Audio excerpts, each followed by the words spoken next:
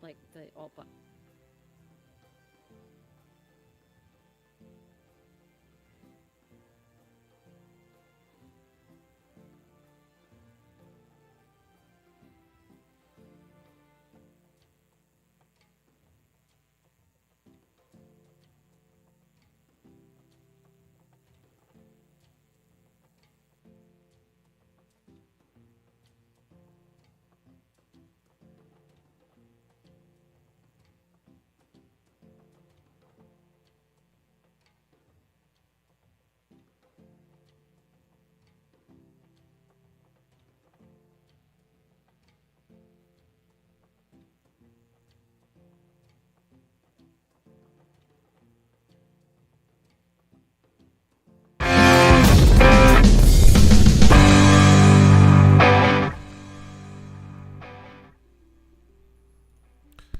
Okay, and welcome everyone. I'm very, very, very excited to bring to you.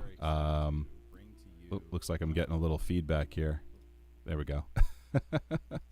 So this is going to be our very first stream here on Dungeons and Dragons, but it's actually our very first stream on Kick as well. So we're not dual streaming, we're tri streaming, and when I say we, I mean myself and my beautiful wife Jenny is here. Hi everybody. Okay. Great. So looks like are you still getting feedback on your end? No, that time I didn't hear it. Good. Okay. Yeah, that kind of works itself out.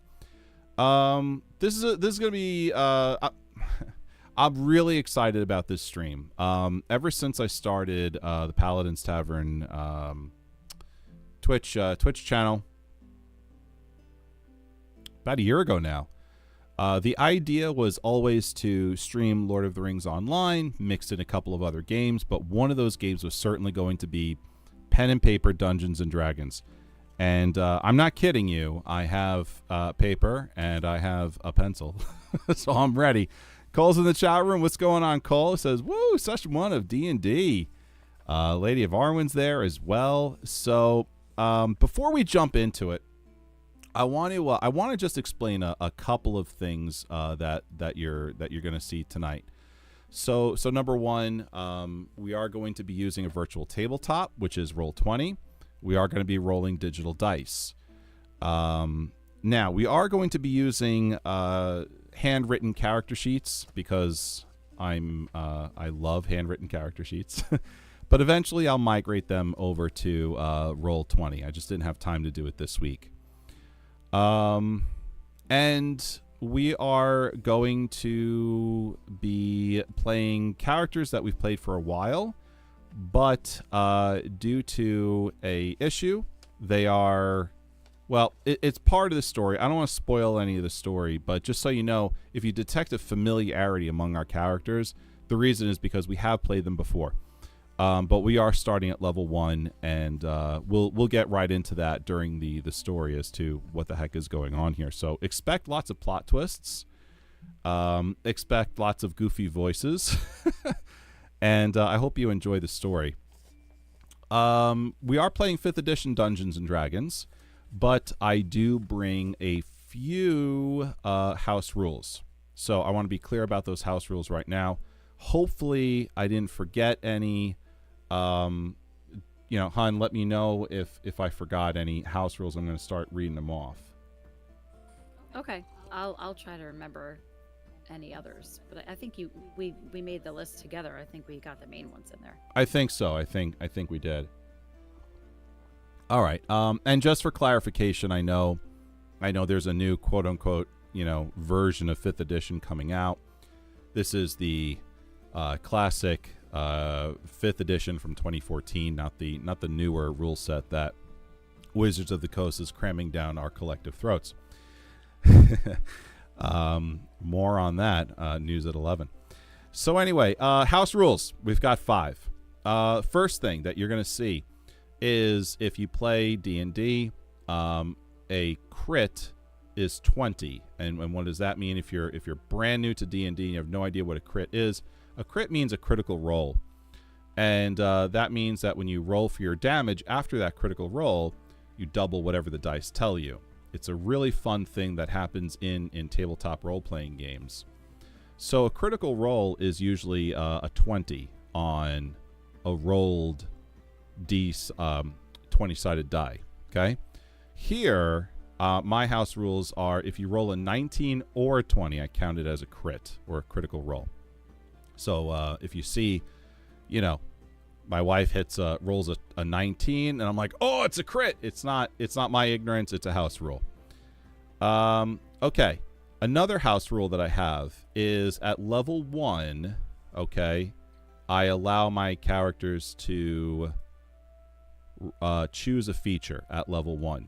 In 5th edition, there are moments in your character's progression as they level up that you can either select a feature or you can go with extra a boost in your stats. At level 1, I allow for an extra feature. So, just so you're aware. Number 3, health potions at my table are a free action. Now, this is a holdover from when I was playing D&D 3rd edition. I think it was like 3.5. There was a rule set there that allowed potions to be a free action. I allow it. I think it's a lot of fun. It's 1 health potion on your turn. It's a free action. Funny as it is, the new D&D rule set allows for it's a bonus action now. So I think they're kind of going with some of the older rules on that one. I'll do this next. The last one here, number 5, I'll do before number 4, which is bonus actions may occur before somebody's full action. So in D&D 5th edition, you have an action. Some characters get a second action. And then depending on what you use, you may actually have the ability to do what they call a bonus action. In all cases, if a player at my table has a spell or a skill they'd like to use that allows for a bonus action, I allow for the bonus action to happen first if they so choose. But the player has to mention it. They have to ask, hey, can I do a bonus action? Sometimes the answer is going to be no, actually. But I do allow for a bonus action before their proper action. And I do that to infuse fun and cinematic gameplay.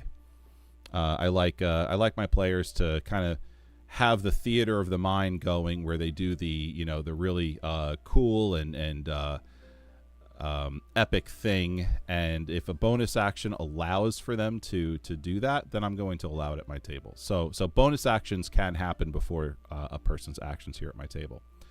And then the last one is I've created my own proprietary crafting system that I placed on top of Dungeons and Dragons. So what does that mean? That means that specifically herbalism and potion making. I do allow for characters who are wandering around in the wilds, if they want to use their some of their skills like nature or survival. If they want to use one of their skills to see if there are any herbs near them in the wild, I'll let them make a survival check or a nature check. And depending on that roll and its outcome, they either have identified an herb that's in that area, or they have not. If they do identify an herb in that area, then I'll tell them what it is, and it's up to them to know what it's able to be, distilled into. So it could be made into a potion that'll protect them against fire damage, or a straight up health potion, or something like that.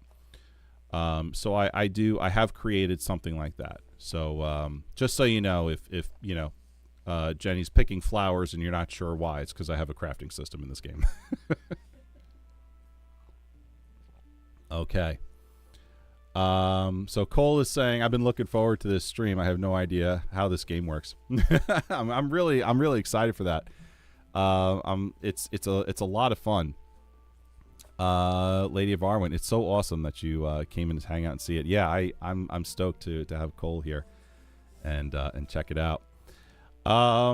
Okay, so I think that's gonna be it. I want to say hello to everyone in the Twitch chat. We are streaming as well on YouTube and on Kick. So hello to you folks as well. And I think we can kind of get into it, right? Yeah, let's go. Okay. Without further ado, we're going to start moving things along.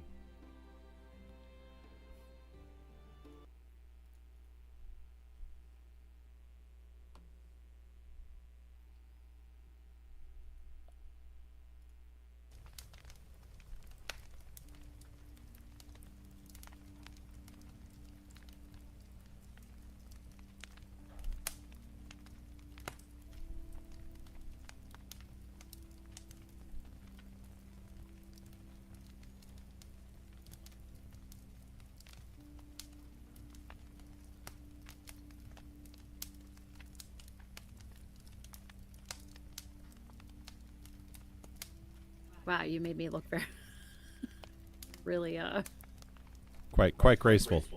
graceful. Just, oh my. So now, how does Roll20 work on here? In terms of like rolling, because I have a separate page for that right now. Right. So what you do is it's a very simple command. It's /R. And then if you're going to roll 1d20, you type in 1d20 and then enter. And there you go. Oh, gotcha. Okay. Okay. Why don't you give it a try? You mean in the Twitch chat? No, in Roll20.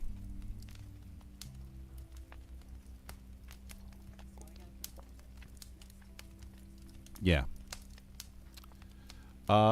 Grace and Christian are here as well. All right. Oh, hey guys. Thanks for coming in.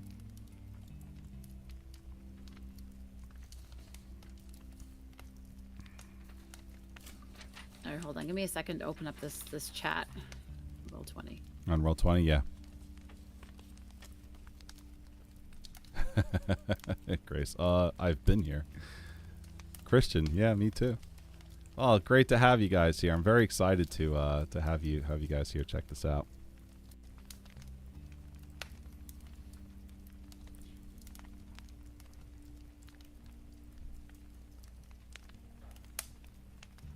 Who is Huz? I knew Christian's username, but I did not know Grace's. I wasn't here last time you were here. Who is Huz?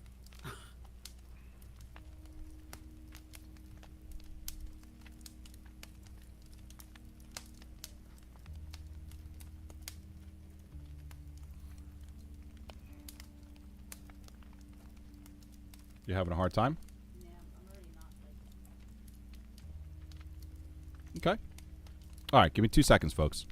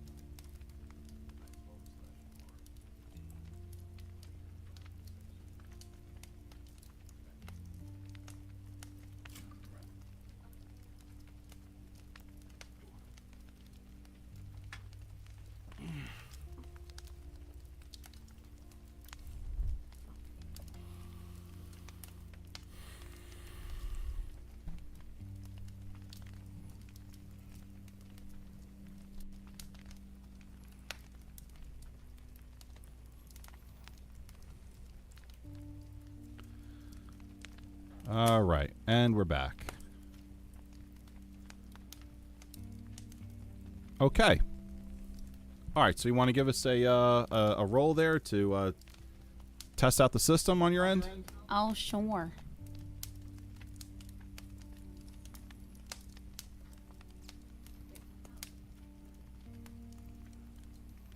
Oh, I should also tell you that there's a space when you do /R, you make a space. Yeah, there you go. Looks like you figured it out. Well, it's got a little cheat window here, so if I couldn't figure it out, Yeah. Good. I have some concerns about myself. All right. Okay. Well, without any further ado, let's jump into it.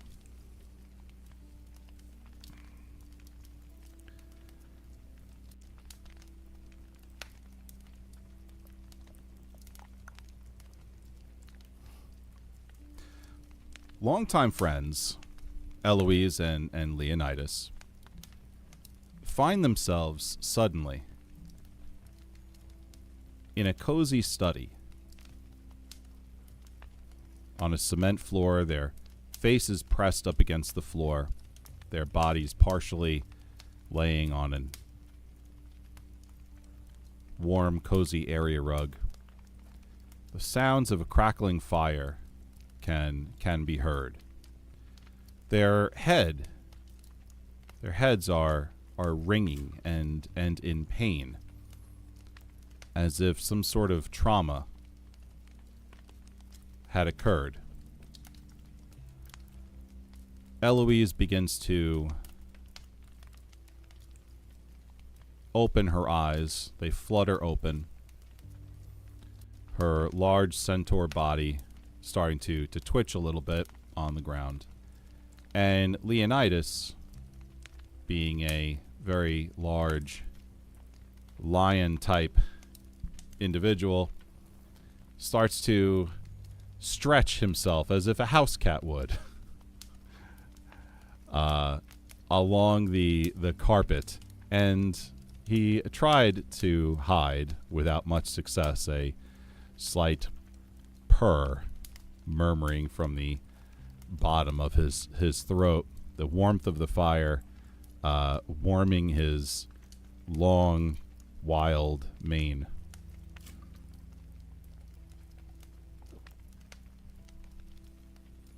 Hearing the stirring,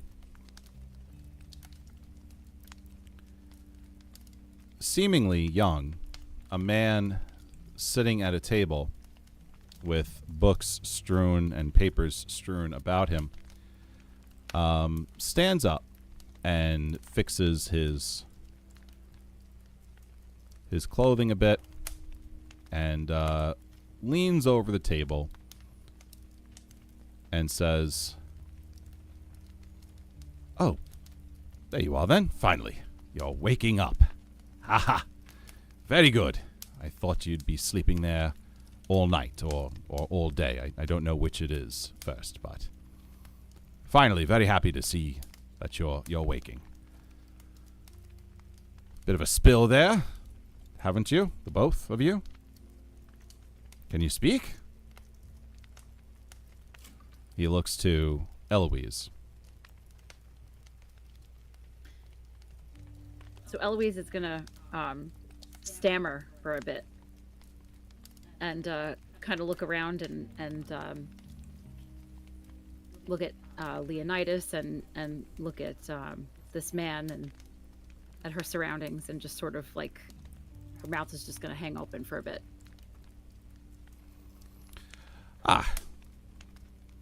Not much to say, I see. All right. I'd offer you a chair, but about the size of the furniture in here. What of your furry companion? What was your name, sir? Leonidas pops his head up, his wild furry mane coming up over the desk, and his eyes are instantly angry, staring at this man speaking to him, and he jumps up to his feet. This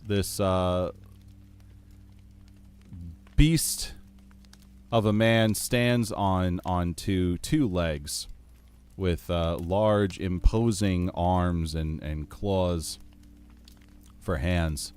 And he snarls. What is going on here? What is the meaning of this? Explain yourself. Eldard, with a slight grin and not to be intimidated, nods, signifying his control over the situation, his calmness, signaling control over the situation and his emotions. He rests his two palms on his desk and leans in and says, "What's going on here is you're berating the man who saved you and your centaur friend. You owe your lives to me. I know literally nothing about you, so I thought I'd open things up with your name." Leonidas looks down. Fine. My name is Leonidas. Now what is going... Wait. Leonidas pauses and looks around. Where am I? And he looks to Eloise and furrows his brow a bit and says, And who the hell are you?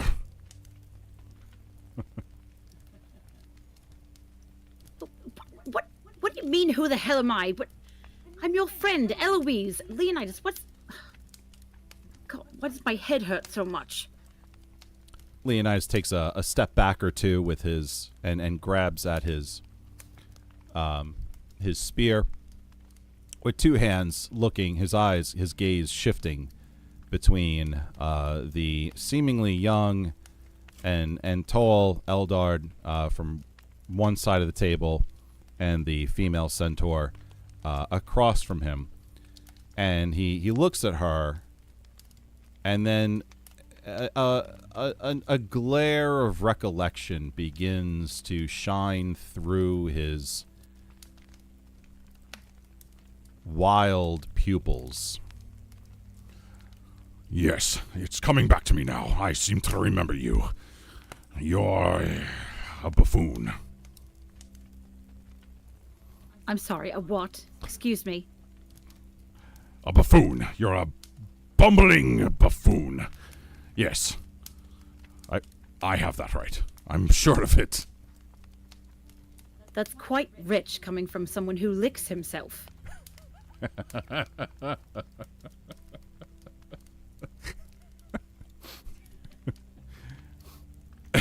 As Eloise looks over to Leonidas, he's doing the house cat thing where he's sitting down. He's got one back leg up and he's licking his crotch. Oh, will you please stop that so we can find out where the hell we are? I'm sorry, I'm dirty.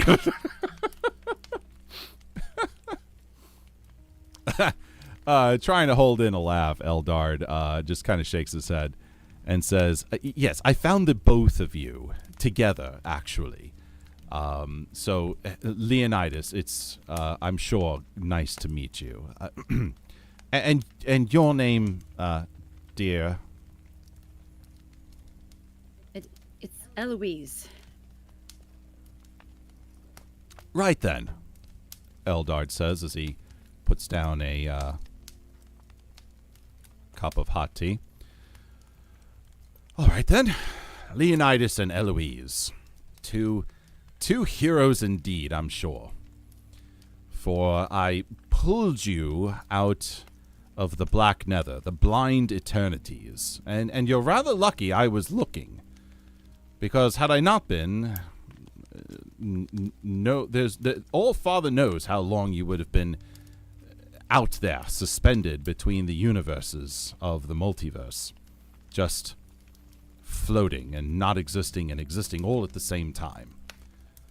So, you're welcome. I don't suppose either of you understand or know how you managed to get to such a location of non-location existence." I have no idea at all. I don't even know what you're talking about. It makes sense. Speak words we can all understand. So much for the fable hospitality of the dwarves.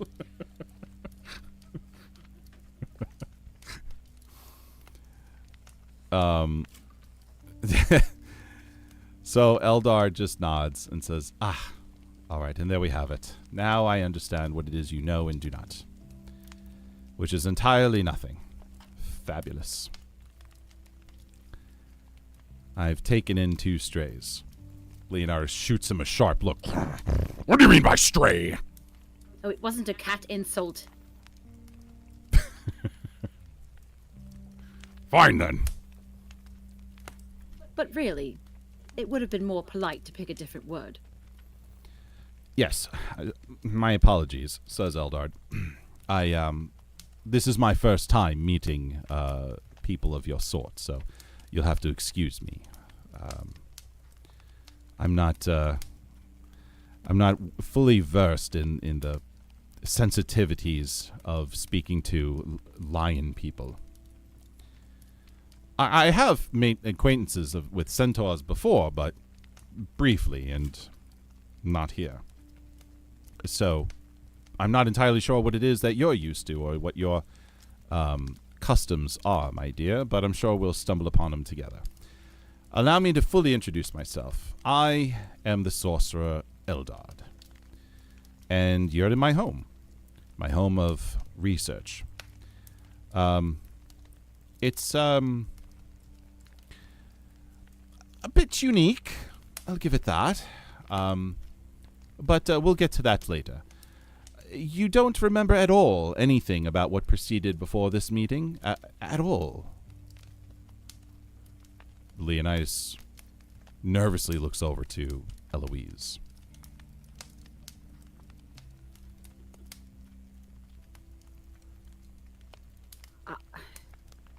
I wish I could. I think of it and it's just all a blur. I only remember Leonidas and flying, twisting through some kind of void. My memory is completely blank. I remember her. And barely anything else. Oh, wait! I do remember a few things. I've been putting up with you for a very long time, it seems. There was something about a dungeon, and you nearly singed all my mane with a fireball at one point. Yes, therefore saving our lives. Did you remember that part? No, I just remember the smell of my own hair burning. Oh, it seems I do remember a thing or two. Right, okay, so it appears that the two of you have been together for a while. I suppose adventuring here and adventuring there, maybe? Leonidas seems to nod a little bit. Yes. Things are coming a little bit more clear for me. I do remember an adventure here or there. One inside of a bank vault, actually. Deep inside a bank vault. Filled with wizards. People I am not fond of. Oh. Oh, yes. Oh, that was rather horrible. They were... Well, we got put in there because of me. Because they thought I was a murderer, which I'm not. I'm not. Gosh, really, Eloise, don't say things like this to new people.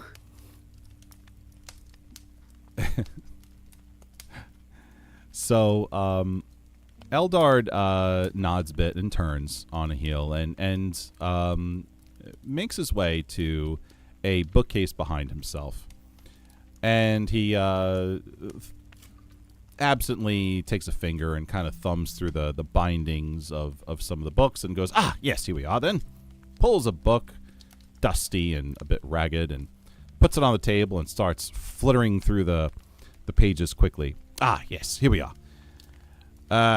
So, this appears to be a book that I have received some time ago on the ailments of the mind, and it would appear that you too are suffering from amnesia of a sorts. However, amnesia tends to be a bit all-encompassing here, not so Swiss cheesed as if you take the description a bit. You remember some things clearly, but other things it seems you do not. Namely, those things that were events that directly preceded you being floating in eternity between universes, to which I was able to pluck you from. Any recollection on what led you there at all whatsoever? Leonidas takes a claw and scrapes his chin, his scruffy chin, twirling the long mane about his clawed nail a bit. I don't remember anything, which is unusual for me. I do remember some. I have a good memory. I should remember this. What about you, Eloise? Do you remember anything at all? No, I remember being in the vault, and then I was here. Says Eldard. Well, that might actually be more telling than we know. Your memories are somewhat intact, except for the events that led you floating in space by yourselves. Well,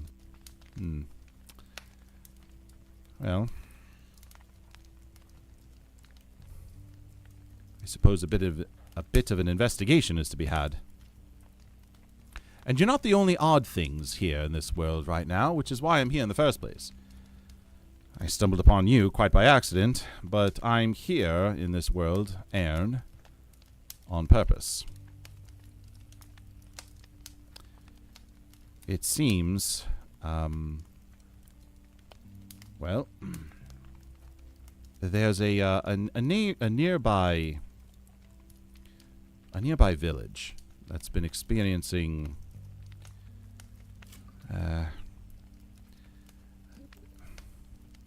random events of burglary and thievery, ambushes along roads. It's quite sudden, actually, and not usual for this particular area. See, they're sort of in the middle of nowhere. There's no large city around, no large roads to be had near here. I mean, certainly they exist, and there certainly are large cities to be had on the world of Aern, but they're sort of out of place. They're not really the kind of place where... Hey, Nanda's in the chat room. Thank you so much for the bits. Got a dip, mate, but wanted to show my support at the pub at the moment. Hope your stream goes well. Oh, well, have a beer on me. I can't carry it for you. But I can carry you. Yes! Come on! And there's our bits goal for the day. Thank you so much, Nandaz, for letting us hit that goal. The Christian's been doing those on-screen celebrations too. Oh, really? Yeah. How did you miss that snake going across the screen? Well, I'm not paying attention to. It was actually really funny. This snake thing that he's got here, he did it. Looks like 3 times. That's awesome. Thank you, Christian. That's great. So there's been bits floating around in here. We've got Christian's been doing them. Thank you.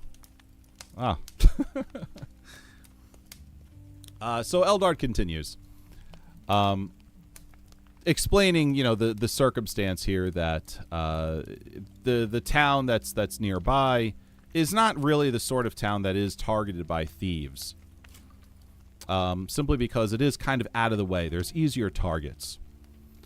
And so Leonidas seems to understand a little bit here. Eldard kind of looks over to Eloise, and says, "Do you understand what it is that I'm trying to get at here?" She stares at him for a second with her mouth open. She says, "I'm sorry, I'd really like to say yes, but no." Right. Well, I suppose that it is a bit non sequitur. What I'd like to say is that I was here doing my own investigation, quite randomly, and thinking about, gee, how could why are these thieves seemingly targeting this particular out of the way village for no reason at all and quite suddenly. And then I thought to myself, perhaps I should consult. Perhaps I should consult the gods. And while meditating through the blind eternities, I found you two and performed the right spell to draw you in, and thereby bringing you here. So this is the explanation as to why you're here, but I find it very interesting that there's two odd things happening here at the same time. And I'm wondering if maybe this is the way that the gods have spoken to alleviate their situation. Perhaps understanding what's happened to you might somehow be linked to understanding what's going on with this village. Would you be willing to investigate for me?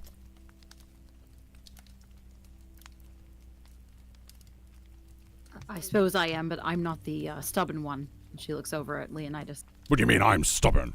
I'm not stubborn at all. Yes, of course. I'd be very happy to go out there and take a look. But, stubborn. Leonidas kind of gets his back up a little bit. His tail kind of, gets a little larger and a little fluffier. Stubborn. You're the one with hooves. So Eloise looks down at her hooves and, with a befuddled expression, she says, "What's wrong with my hooves?" Nothing. It just means you're stubborn. I'm ready to go. I'm readier than you are.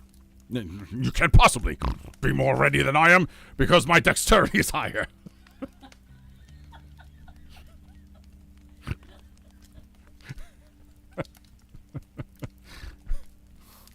That was one of the nerdiest Disney Worst joke ever. No, it was really good. It was just so nerdy. Oh my gosh. If you know, you know. Yeah. So Eldar just kind of shakes his head a little bit and says, "Perhaps I made a mistake. I don't know." Anyway, suffice it to say. All right, how to explain this one now? Jeez. So my room here, we're actually inside of a book. And he kind of looks to Leonidas, who's like, without a very intelligent look on his face, scratching at the top of his head a bit, trying to figure out what the hell Eldard is trying to say. And Eldard says, "It's a magic book. We're inside of a magic book. And that magic book is on a shelf inside of a library. So when you leave, you're going to randomly appear inside of a library.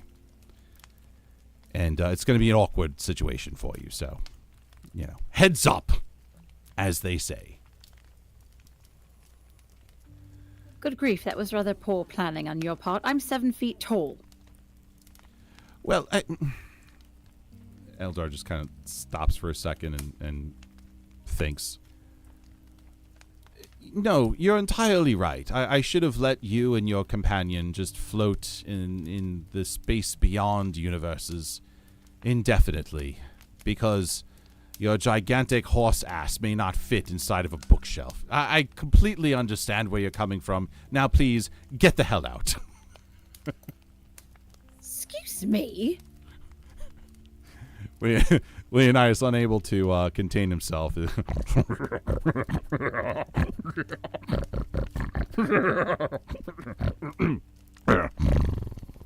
was rude. Don't talk to my friend that way. Eloise is just glaring at him. Let's go. And she swishes her tail and it hits him in the face. All right, so moving things along here.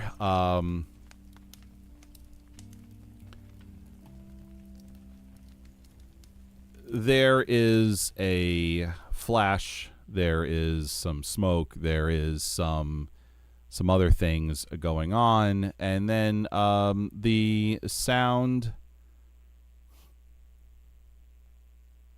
of water begins to fill your ears, and wind, and the sound of birds.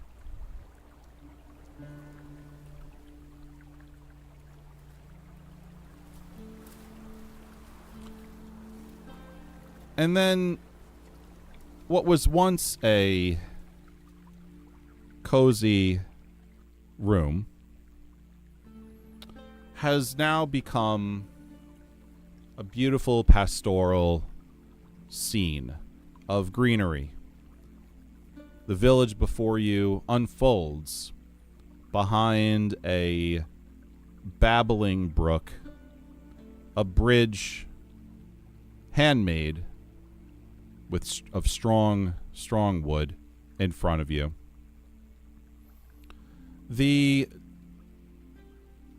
tops of roofs have smoke coming from chimneys.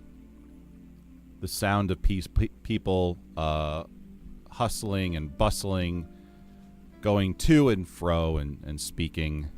Children laughing. And work of all various kinds being done. The chopping of wood, the hammering of steel on steel, and the complained neighing of horses. A lovely, fragrant scent of nature comes with a breeze as you look down and realize you're standing on a dirt road toward the village.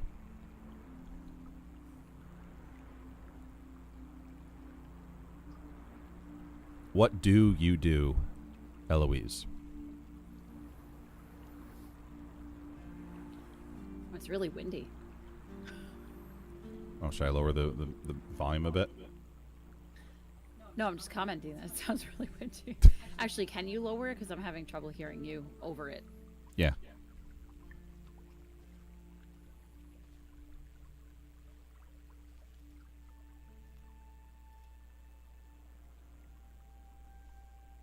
Thank you.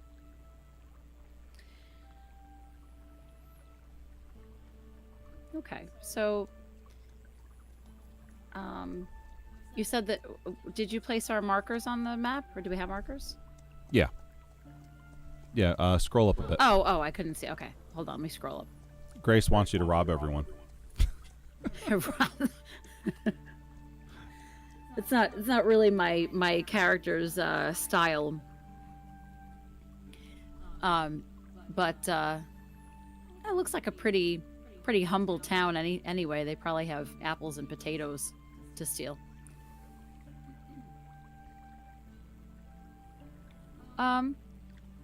Well, I think first thing she's going to do is look around and see if, anyone's, screaming or looking at them, like they have 5 heads because they just appeared out of nowhere. And, see if they caused any comeuppance. Not comeuppance. What's the word I'm looking for? Commotion. Commotion. Thank you. Roll perception.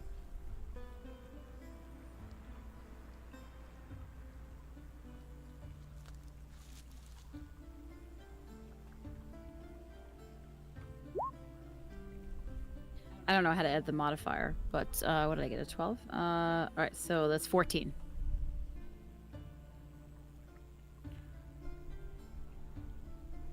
So it's D20 plus 2. That's how you do it. Do you want to? Yeah. Do you want to? I rolled the d20. Yeah. So it's /R. Oh, you're telling me how to do it. Okay. You want me to do it again, or are you just telling me for next time? Why don't you do it again, and we'll keep the highest roll.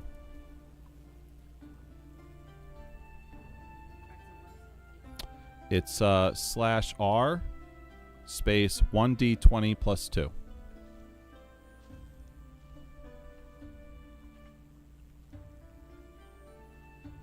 Okay. Oh, come on. We'll keep the 14. Please. Yeah. So Please let me keep the 14. right. So you rolled a regular d20. We just have to add 2 to it, so that's going to be a 14 there to that 12.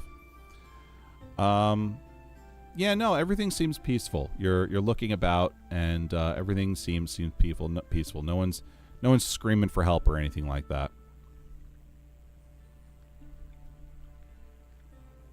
What do you do now? All right.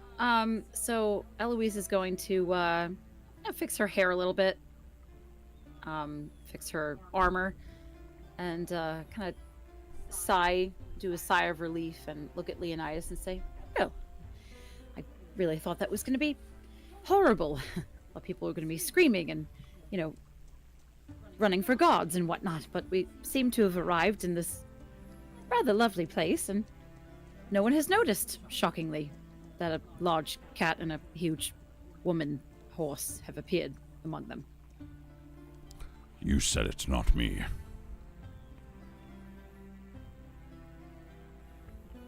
Shall we?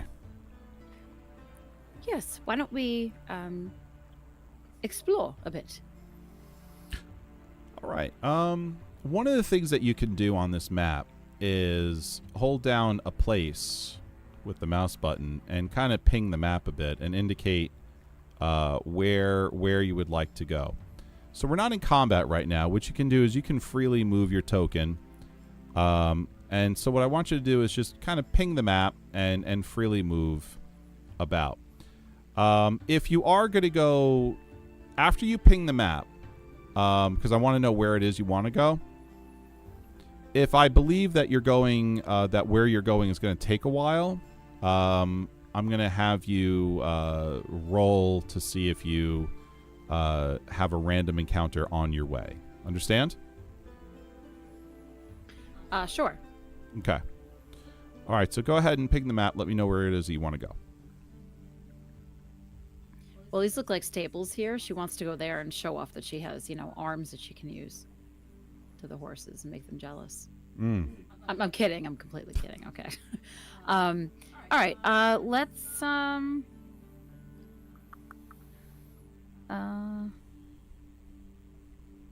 go over to this. This looks like a farm here. Did you see my ping? I did, yes. Very good. Okay, so go ahead, move your token over there.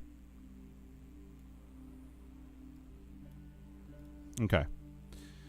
You have arrived at a farm. As you cross the bridge, there are no guards here. There are no fences. There are no soldiers at all whatsoever. And as you move your way down the road heading south, you see a farm on the right-hand side. And a woman is on the porch in the front of the house, the farmhouse, sweeping in front of her front door. And she catches your eye, Eloise, and she gives a faint smile and a friendly nod. What do you do?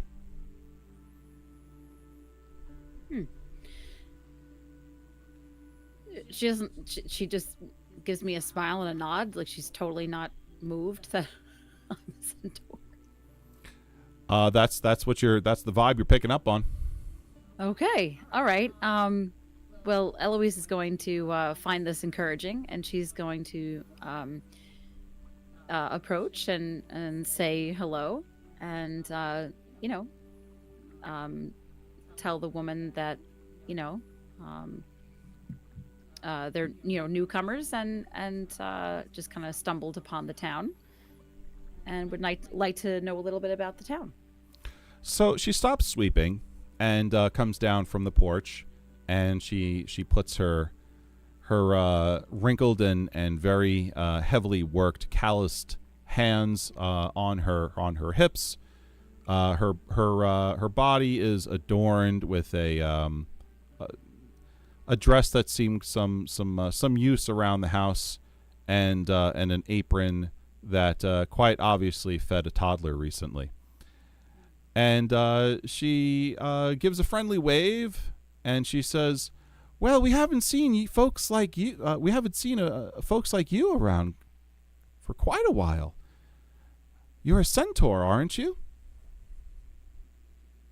Yes, that's correct. Wow. Well, welcome. And then she takes a look at Leonidas, and then the friendliness on her face kind of disappears a bit and melts into slight concern, which is really, you know, fear. And she goes, oh my gosh. Oh, wow. Your friend is quite imposing. Leonidas kind of looks around, and he looks at Eloise and says, What does she mean by friend? Who is she looking at? You're my friend. She's looking at you, Leonidas. Perhaps you could not look so grumpy. Oh, she thinks I'm imposing. Leonidas kind of puffs out his chest a little bit and kind of flexes his biceps a little bit on his waist. He kind of balls his claws into fists and puts it on his waist, kind of doing like a little bit of a Superman pose, and says, Yes, that would be me. I am Leonidas, Paladin and champion of people that can't get their shit together. Eloise just puts her face in her hand. She's, oh, goodness gracious, Leonidas, we've talked about this so many times. When people look at you like that, it's because they're afraid. You don't puff out your chest and look scarier. Oh. How many times must we go over this? Oh, sorry.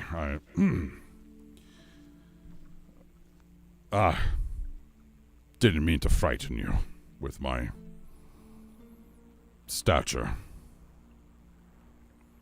So Eloise looks at the woman and says, if you pardon the expression, he's all bark and no bite. A very slight smile appears on her face, and she says, I have a 5-year-old just like him. Don't worry, you're in good hands.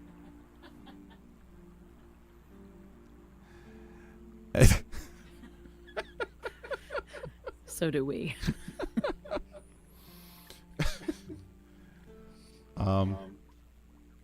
So she kind of folds her arms in front of her chest a bit and says, "What can I ask? Why you're here? What happened?"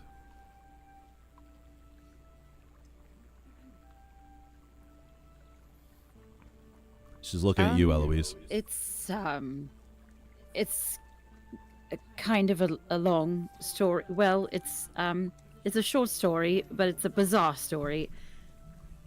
Not really sure how to explain. But we're here, and we hear that you've been experiencing some trouble in the area, and we'd like to help.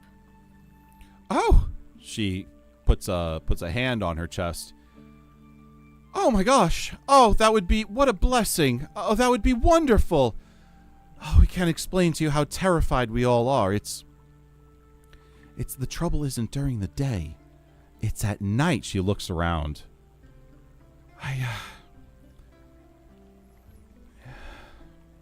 She gets a little bit closer, then stops herself. May I approach?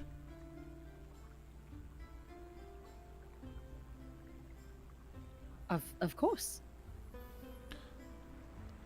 Then she like kind of looks over to Leonidas, who kind of looks at her and gets his chin up a little bit and says, I don't know if I like the fact that you compared me to a 5-year-old. yeah. You can approach, but stay a few feet away from me. I'm not talking to you right now.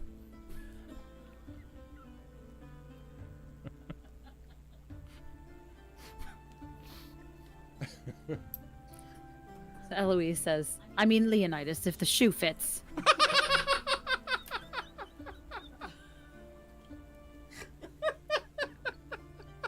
Tie. That'll show her.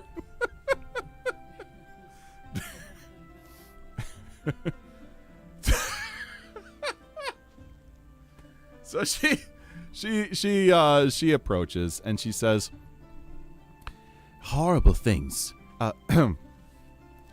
Terrible things at night. I don't know how to describe it. No one has seen them, but they come at night. And pardon the expression, but you can smell them from the woods.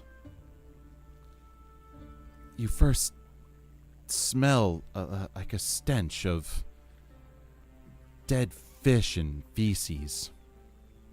And then it gets stronger and stronger, and the other night I almost threw up.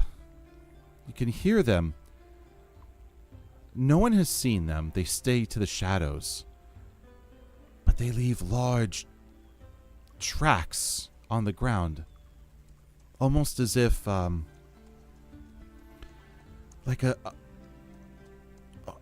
like a large lizard.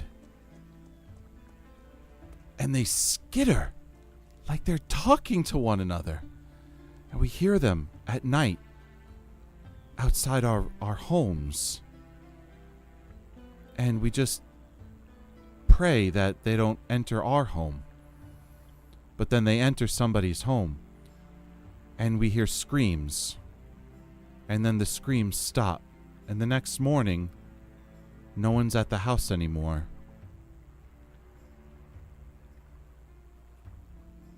This has been going on for the last 2 weeks.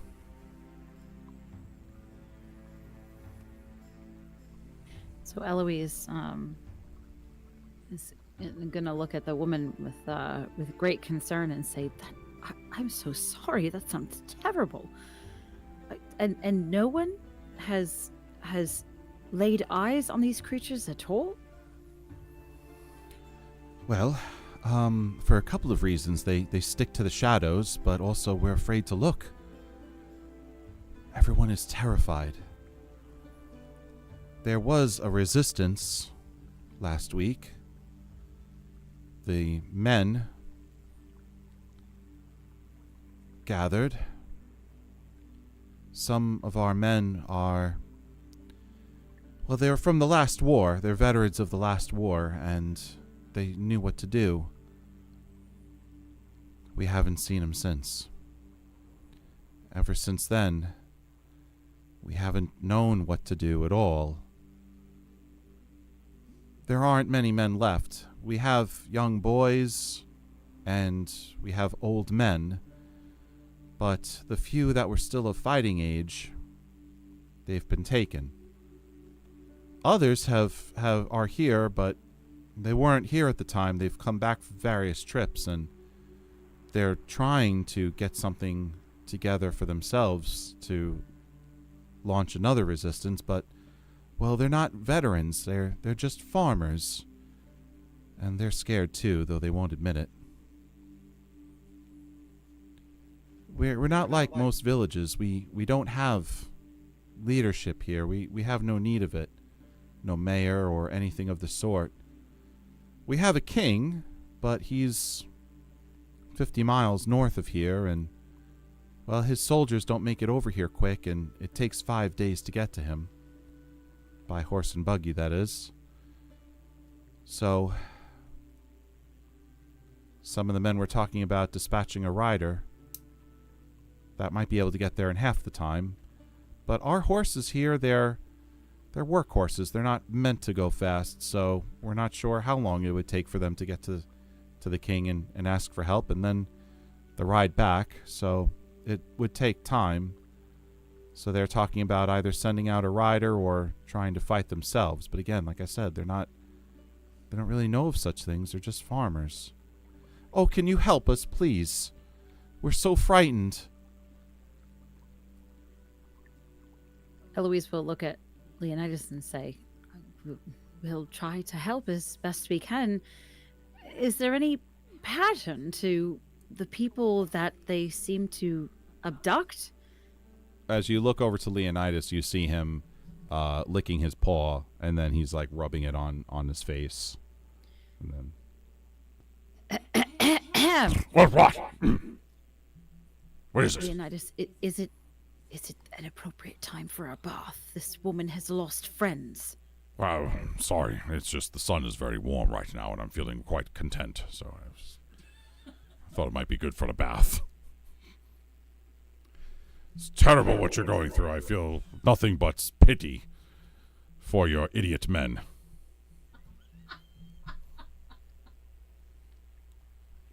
Also, Leonidas, you need a breath mint.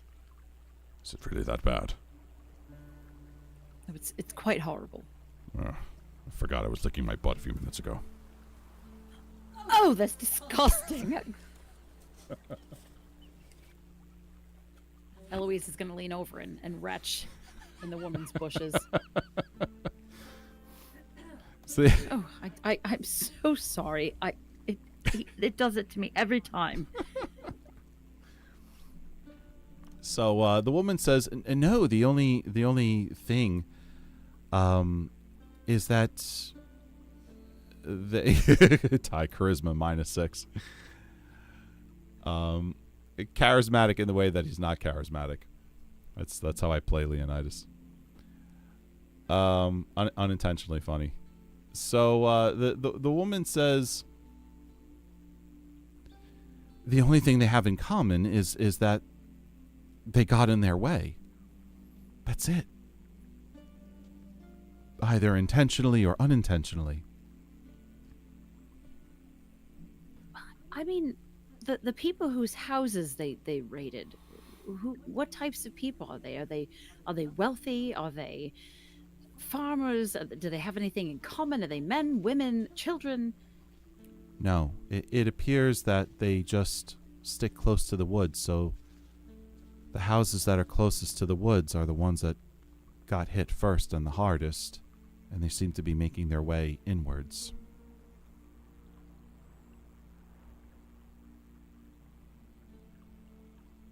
All right, so it's random, but near to the woods, probably so they can stay in shadow.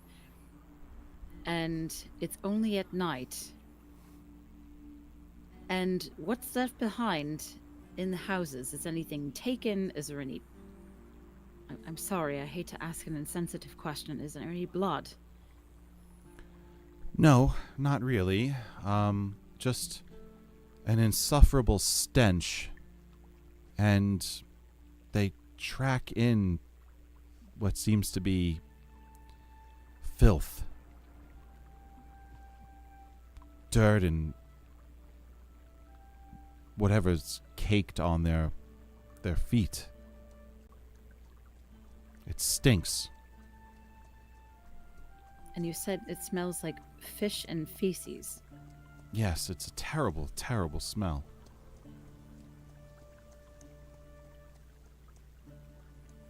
Do you have a picture of one of these footprints that we could look at and examine? No, I'm sorry. I don't. Could you draw one from memory if we asked? I haven't seen it myself. You may want to talk to the Bailey family. They're well, I'll show you here.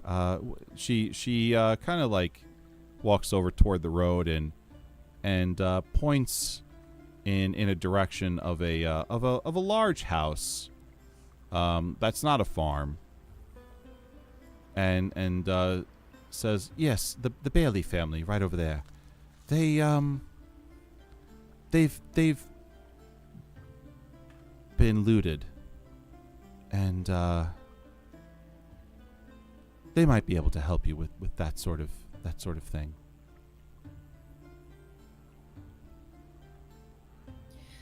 All right. And can you give us a list of the people whose houses were attacked? No, I'm sorry, I can't. I know the Bailey family for sure. Everything else is just rumors. I don't want to spread, you know? Of course, I understand. All right. Is it all right if we come back with any other questions, or we ask you to contact us if you think of anything else? Oh, are you planning on staying in town for a while? Well, Eloise is going to look over at Leonidas and kind of shrug her shoulders and say, I think we must in order to help. What do you think? Leonidas nods. Yes, of course. Then yes, we shall need boarding. That's wonderful. Thank you. Thanks to the All-Father. Thank you. Yes, of course. If you stay at the inn, I'll if I see, I'm so thankful. If I see or hear anything else, I will be more than happy to walk over to the inn and ask for you and give you the information. All right. Well, thank you very much. You've been very, very helpful and hospitable, and we will go and investigate at the Baileys. So she smiles and waves and starts to make her way back over to her chores, as Eloise and Leonidas make their way over to the Bailey household.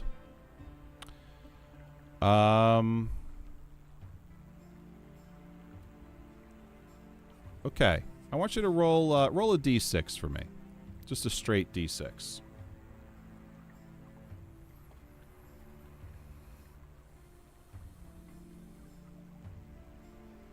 Okay. Roll perception.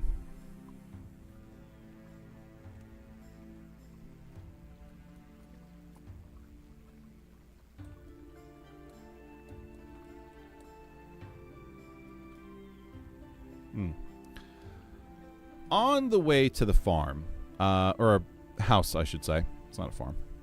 Right about here. I'll put Leonidas in that spot, or at least close to it. Right about here. You notice a footprint in the ground that is not at all the kind of footprint that you would see in a sleepy village such as this. It is large. It has sunken in deep into the dirt road, and has been covered by some sand and some water. So it has been here for what looks like a while. What do you do? Eloise would like to investigate further to see if she can identify maybe how old it might be, and if there's any I don't know, skin or nail fragments in it, or what any material left behind, all that kind of stuff. Roll survival.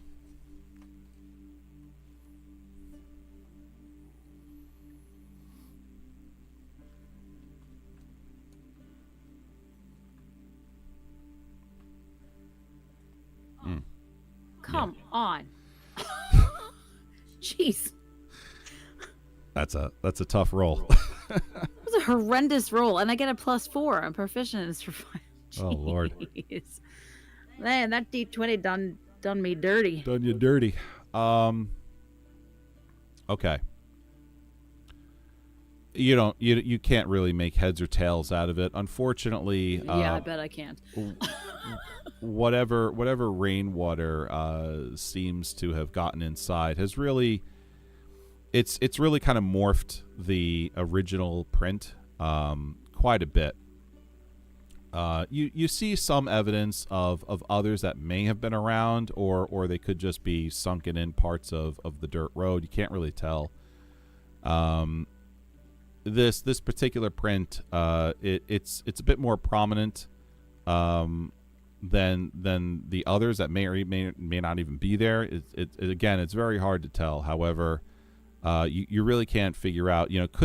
Could this have been from what the woman was describing? Maybe it could also have been a very large horse that stepped in mud and sunk in. So it's very difficult to. Now that you're further investigating, it's really difficult to sort of figure that out. What do you do from here?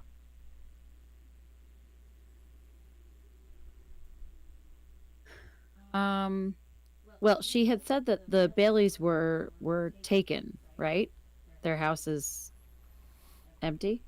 No, she said that their house was raided. Oh, I thought okay. I thought that these creatures were taking people. They are. Okay. So the Bailey family is still at this residence, supposedly. As far as you know. Okay. All right. I just want to clarify that I misunderstood what she said. Okay. All right. So then Eloise is going to go knock on the door to the Bailey household. Okay. No one answers.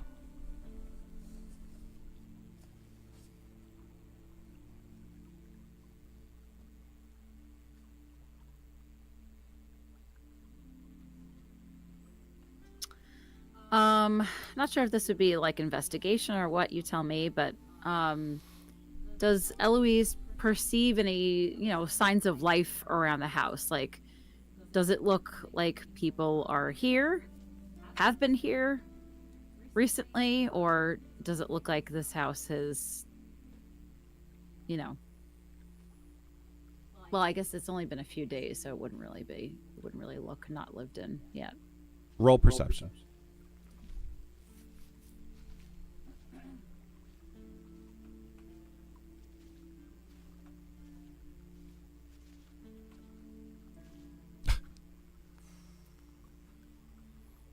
Ouch.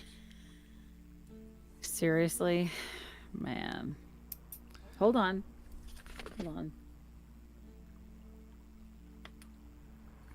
Okay. I am going to, with your permission, Dungeon Master, I am going to invoke Tides of Chaos, which is part of my my wild magic background. Mm-hmm. Okay. So starting at first level, I can manipulate the forces of chance and chaos to gain advantage. I should have done this for the other roll. Well, anyway. On one attack roll, ability check, or saving throw. Okay. So I'd like to gain advantage on this if I could. Sure, roll again. Well, so advantage for those of you who are watching and are not sure what that means you roll twice and you take the highest number.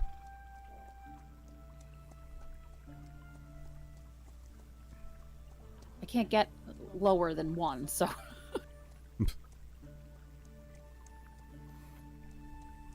Yeah. Look at you. Now, as I said before, a 19 or a 20 is a crit, but it's a naturally rolled 19 or a 20, not a number that is added up to 19 or 20. So what does that mean? So she would have to roll on the d20 either a 19 or a 20 for it to be a crit. So I just want to make that clear. She rolled a 17. She adds 2 because that's she gets a modifier for this particular skill, and it adds to 19. So this isn't a dirty 19. Yeah, we call it. Yeah, it's a dirty 19. It's a dirty crit. So it's not a crit, but however, it's still a very impressive number. So you are looking to find out what information with this roll again. I want to make sure I get it right for you. Well, I was looking to investigate to see. I mean, I kind of went in wanting to discover if the house kind of looked lived in, or you can tell when a house has been abandoned or ransacked in some way. But it's only been a couple of days, so I'm just looking to see like the state of the house. Like, does it look like the people are just out at the market, or does it look like like maybe she could look in a window? Does it look like the people are ignoring the door, or is the place ransacked, that kind of thing? Yeah. Okay. No, there's definite signs of life. You can hear people inside, you hear children inside, you hear hushed whispers. It seems like there's some back and forth going on. Someone is saying, open the door. Someone else is saying, no, don't, hush. She'll hear you, kind of stuff like that. So there's definitely signs of life. Am I thankful for my 19 now? Okay. So how do I handle this without being a creeper? Too late.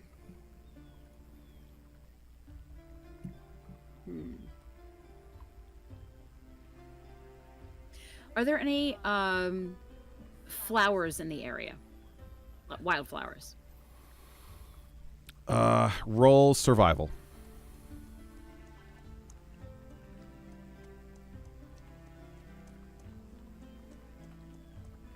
Well, hold on.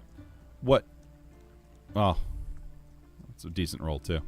What exactly are you looking for? Are you looking for like, herbs? No, I literally want to pick wildflowers for them. Okay.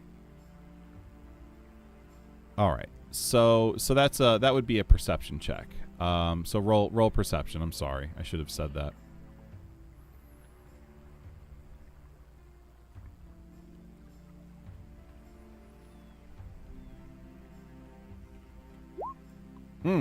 Wow, look at that. I must find a whole meadow of flowers. Yeah. You look to your right, and there is a meadow of beautiful, multicolored peony flowers. Yeah, exactly. So yes, as you kind of search your mind and search your surroundings, off to the right here, or I should say, more kind of like a northeastern sort of fashion from your location. You notice that there are some flowers. There's some very lovely wildflowers that are growing in purple and pink and white. Okay, I'd like to go pick some of those to present to the family. Okay, and you go ahead and you do that. You now have a small bouquet of flowers to present as a gift.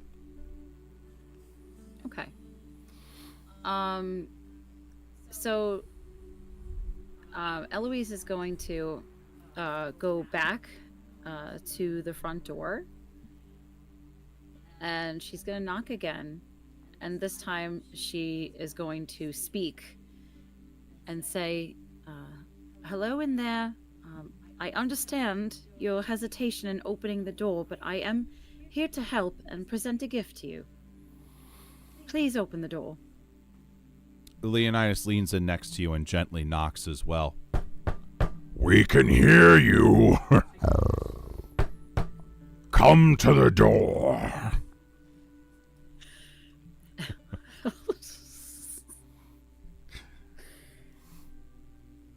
If you want me to roll dexterity, I will. But Eloise is going to try to shove Leonidas away from the door. You stop it! You shoo him away, and he kind of gets the understanding and is allows to be shooed away ever so slightly. Seeing this display, the door swings open, and there's no one in front of you, except when you look down.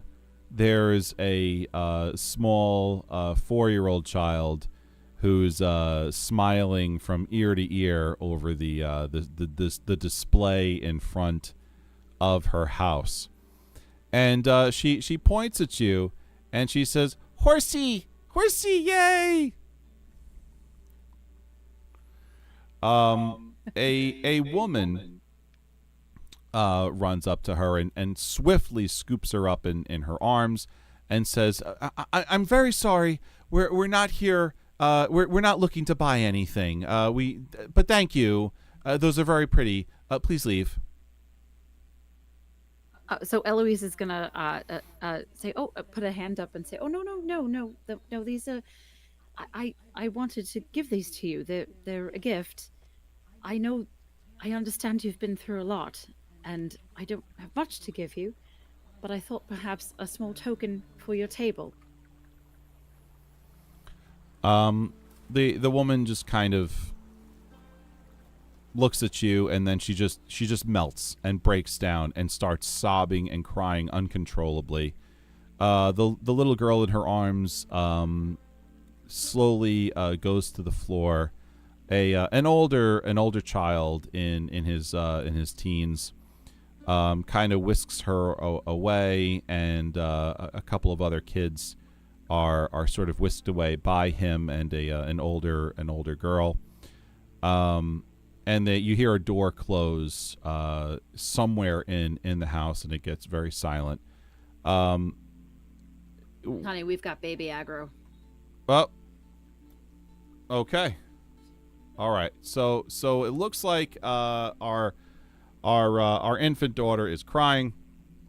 We're gonna have to take a little bit of a break and settle her down, and we'll be right back as soon as humanly possible. But I'll be in the chat room chatting with you, seeing what your thoughts are and if you like how things are going. So we'll see you very soon.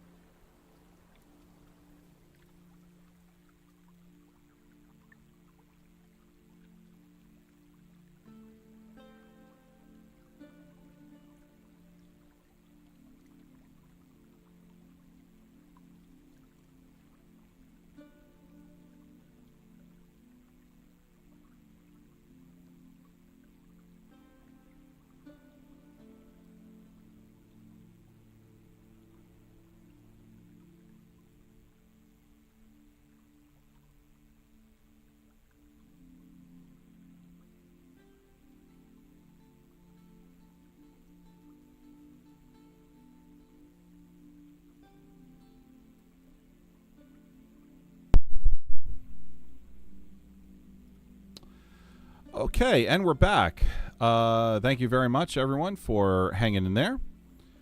Okay, so when last we left off, it looked like Eloise was just about to start speaking to the lady of the house here. Grace. So crying, the woman opens up the door to her home and walks outside. She kind of looks suspiciously to her left and to her right, kind of over your heads a little bit to kind of check the horizon, and then she nervously sort of puts her arms, like folds her arms, in front of her chest a little bit and kind of hunkers down, almost like she's cold. Her shoulders are up. Everything's signaling that she's just so uncomfortable being outside of the house right now, and she's just kind of looking around and kind of like reassuring her, like she's on the verge of having a panic attack. Her body language is just saying that her anxiety is through the roof. And she looks down at the flowers and nods and just sort of like gestures to take them. What do you do, Eloise? What did you say, honey? She gestures toward the flowers and what? Yeah, she gestures to take the flowers. Like she's reaching her hand out to take the flowers. I'm sorry, honey. The music is still a bit loud for me to hear you. All right, I'll lower it. Yeah, I like it a lot. I just can't really hear you too well. How's that? Which is shocking because usually I can hear you outside. Yeah, no, that's better. Okay, so Eloise will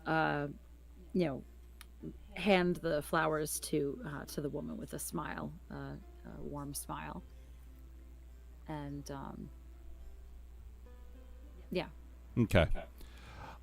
She takes the flowers and looks at them, and then nervously puts some hair behind her ear and folds her arms in front of her chest again and says, What can I do for you? What is it? So Eloise will explain that she doesn't want to overload the woman, so she just explains that she introduces Leonidas, and says we stumbled upon your town, and someone informed us that you're having quite a bit of trouble, and she'll say your neighbor down the street, the one with the 5-year-old boy, she told us that your house was unfortunately targeted, and we'd like to help you, and we're looking to get as much information as possible so we can prepare to help you end the threat.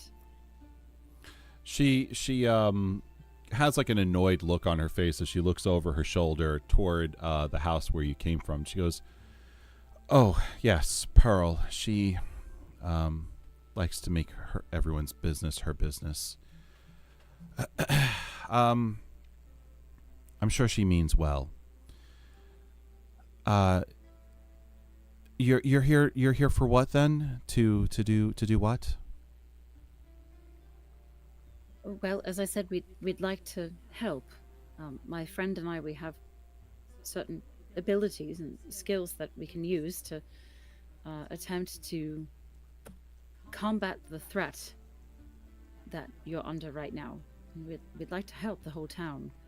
We just need a bit of information about what exactly are these things and what do they tend to do so that we can prepare. She looks at you with with a lot of judgment in her eyes, kind of looks you up and down, and then over to Leonidas, who is strangely staring off in the distance at the tree line. And she says, I'm sorry. There are a lot of good people here working on our problem, and we don't need outsiders and your help. So thank you for the gesture. The flowers are very nice, but please leave. Thank you. And she turns around and stops as she opens up the door. Leonidas begins to... His stature seems to harden. Gripping his spear, which is in his hand, and he's kind of holding it like a walking stick. The grip on his spear gets very tight, and his body seems to harden in place. And you hear him sniffing as a wind blows from the trees towards you. Roll perception.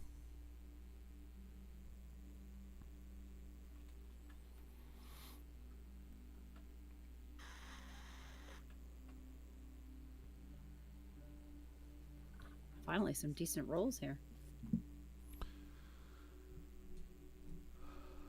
Wow, you're rolling a lot of 19s.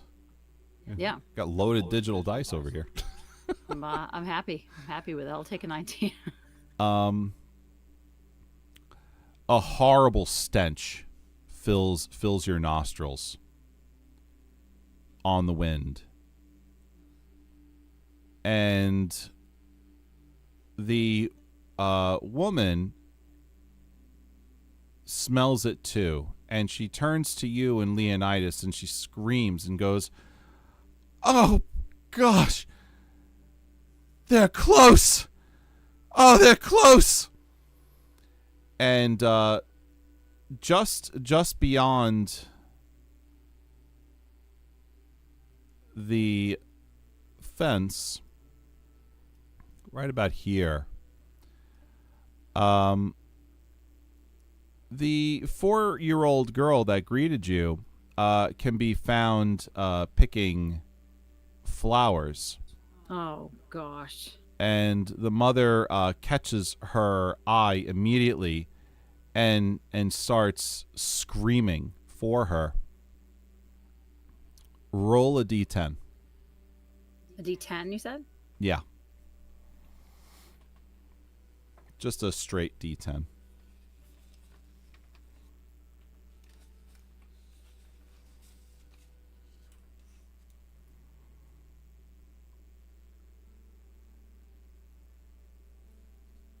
Okay. Just give me a minute. I see the 5. Babe, if you hurt this little girl, It's not up to me.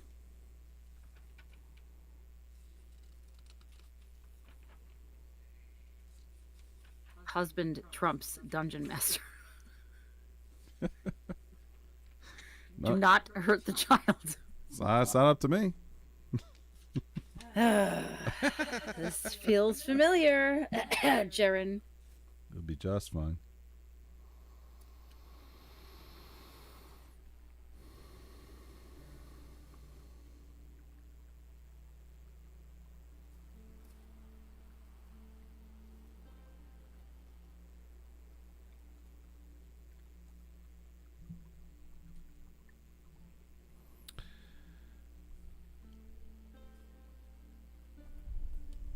Okay. Just bear with me.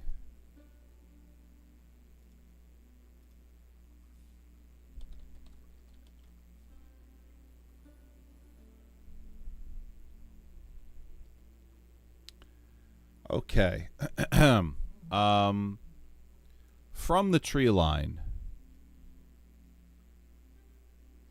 you see 2 giant wasps.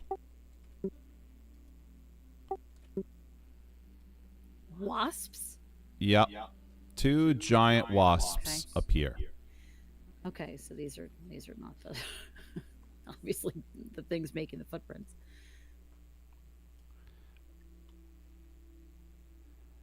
And let's see if I can get these fellas. It looks like everyone can see them just fine on the stream, so I'll leave it. I'll leave it alone. Okay. So 2 giant wasps appear in the tree line, and they're moving fast, away from the woods.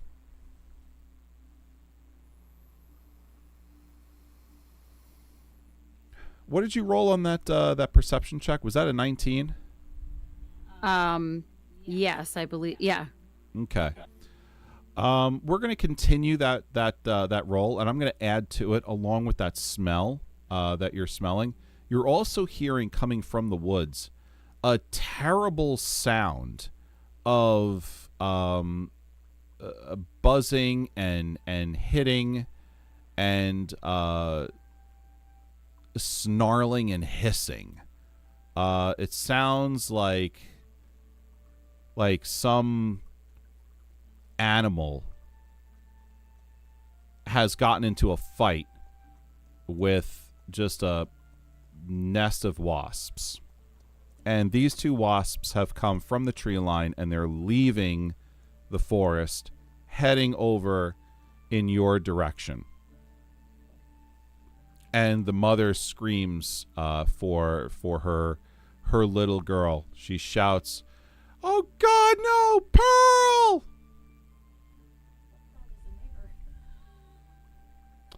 Mary!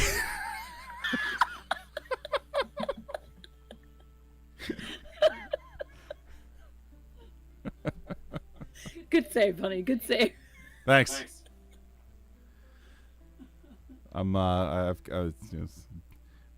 deft hands. What do you Okay. do? Does well, she's inside and the little girl is outside, right? Because I want to charge, but I'm not sure if I have a clear path to be able to do that.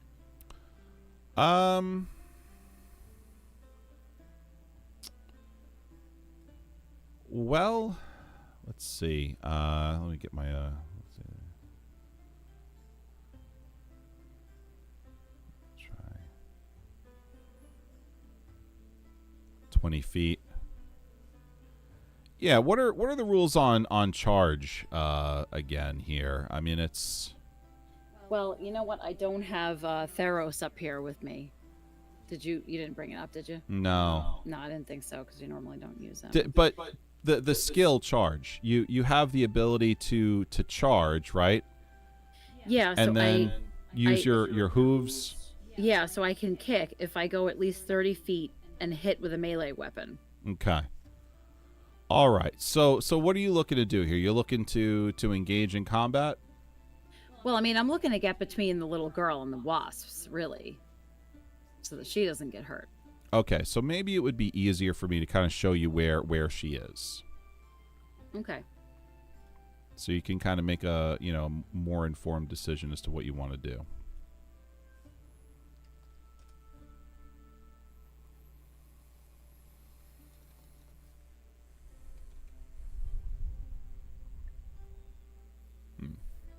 Okay. Yeah, not going to be able to get a token for you right now, but she's like right here. Just ping wait. it for me. Yeah, trying to. So I got the wrong tool selected. She's like right here in this 5 foot by 5 foot square. Outside the fence. Outside the fence, yeah. Now we're not talking about a large fence here. This is a very short fence. It's probably like one of those, 3 foot fences that's really only meant to keep a Yorkie out, Yorkie.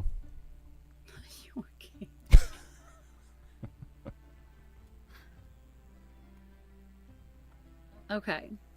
All right. Well, All right, so she's there. So 1 square is what, 5 feet? Yeah. Okay, so she's about. She's 10 feet away. Okay. All right. So I would like to go and engage the wasps. And charge it. Well, only 30 feet. And I don't want to charge because then I'll end up in the trees, and I don't want to do that just yet. Well, they're also moving toward you. So, I mean, we'll have to, you tell me what you want to do, and I'll tell you how we can do it. All right, I want to get between. I want to get on the other side of the little girl so that the wasps don't get to her first, and then we can worry about the rest later. All right, so you're looking to enter combat? Yeah. All right, roll for initiative.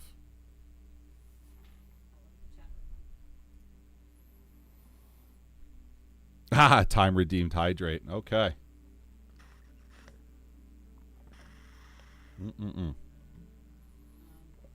Thank you.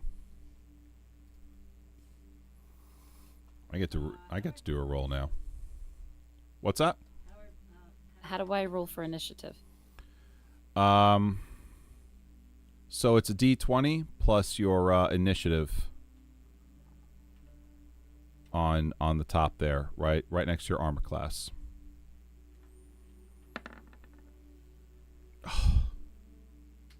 Oh, it's 0, so I'll just roll a D20.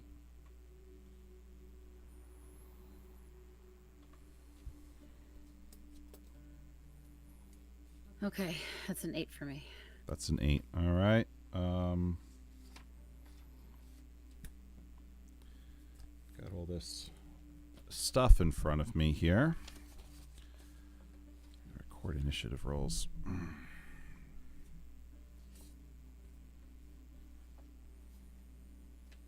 You know what? Let me use a pad instead, because I got a lot of catching up to do on my. I always keep a Dungeon Master log. This way I know what happens with every session and can easily do a quick recap from one session to the next. And I'm a little behind because I wasn't writing down what's going on here. So I'll have to catch up later. And as a result, I don't want to write anything in my log, so I'll just use this pad that I have instead. Okay, so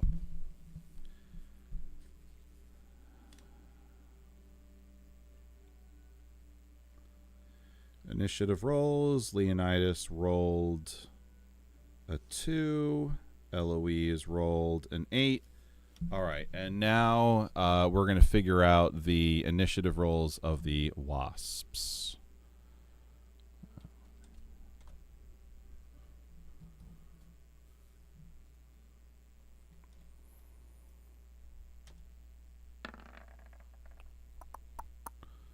Okay, Wasp 1 rolled a 3. Yeah, we'll name him Fred if you feel good about it. I was just going to say, what, you're not going to name him? Fred. Okay, Wasp number 1 is Fred. Are you kidding me? They both rolled a 3. All right, so it's a roll-off then. I'm going to roll another D20. 1D20, and this will be 1 S20. S Club. 1D20. This will be Fred's roll. Let's see. Okay, Fred wins. So. What's the other wasp? Percy. Dolores. What? Percy. Percy. Pearl. Oh, Pearl. Ty. Kill them! All right.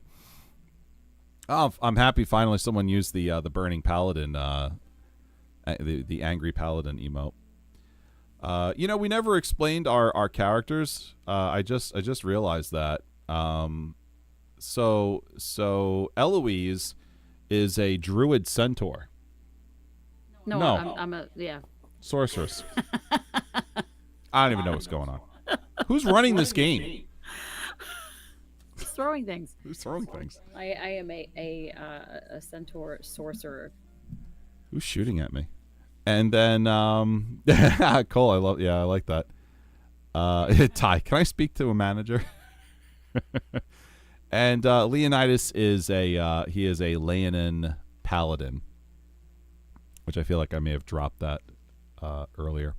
Okay, so initiative rolls are going to be, well, I should say the turns are going to occur. Combat turns are going to occur in this way. It is going to be Eloise first, followed by Wasp number 1, a.k.a. Fred, Wasp number 2, a.k.a. Percy, and then Leonidas.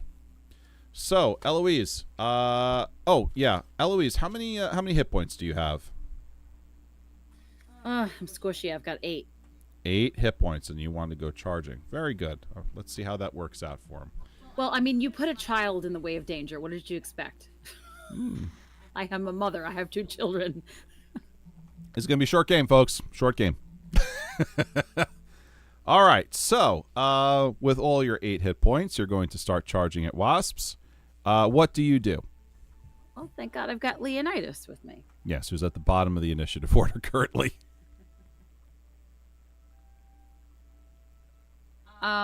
Well, I got to move over there now. Do what you want. Well, how far can I? Well, that's only 10 feet. I'm like in the trees now. Do you want me to move closer to them, or? You go where you want to go. All right, I'll stay here then, I guess. They're probably gonna move closer to me anyway. Alrighty. You have one action that you can perform. Yes. Okay, I'm just kind of going between 2 things. Okay, I think I shall attempt to cast Firebolt. Let's see. I'm just going to pull up that spell. 2. Okay. Okay. Ranged spell attack. Oh, you know, I don't have my spell save DC written down.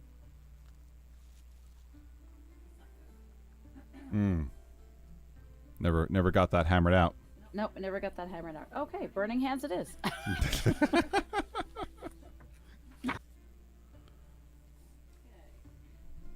Let me get over there to Burning Hands. Let me see. Okay.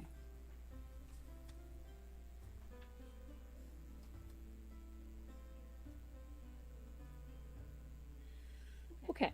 I actually wanted to use this spell because I think I can hit both of them at once. If it hits. Yeah, I can definitely hit. Yeah. Okay. All right. So Eloise is going to attempt to do Burning Hands on them. They need to make a Dex saving throw.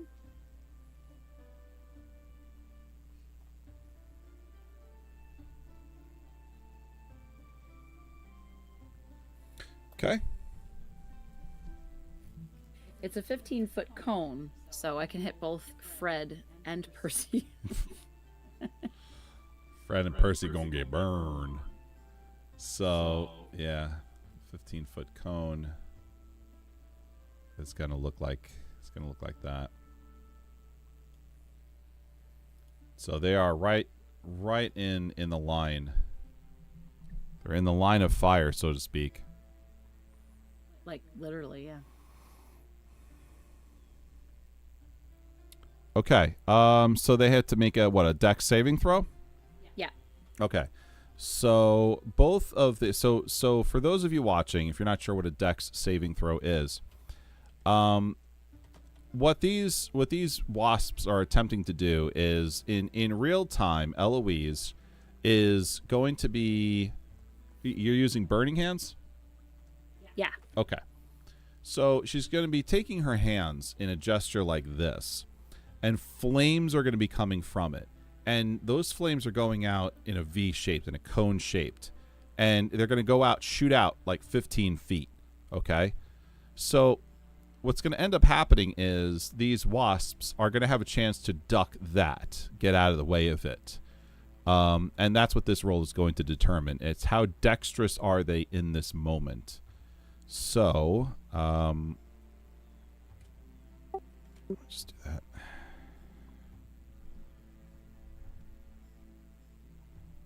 Okay.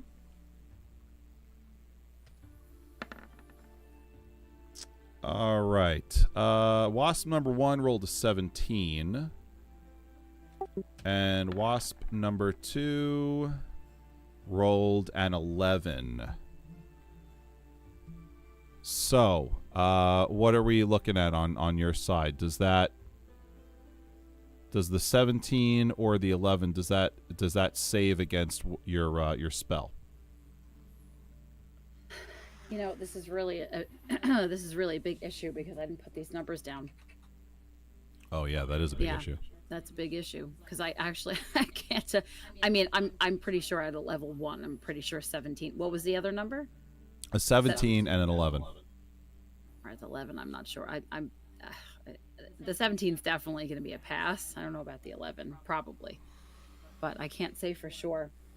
Okay. All right. Well, let's figure that number out right now. That's not a big deal. We can figure it out fast. Now, let me just put this to the side for a second. We are looking for your spell save DC and your spell attack bonus, right? Yeah. Okay. Well, right now in particular, the spell save DC, because that's right. That's the number we're comparing it to. Yeah. All right. So let's take a quick look, because I forgot how to figure that out, how to calculate that. So did I. But that's okay. That's it. We'll look it up quickly, and then we'll take care of that.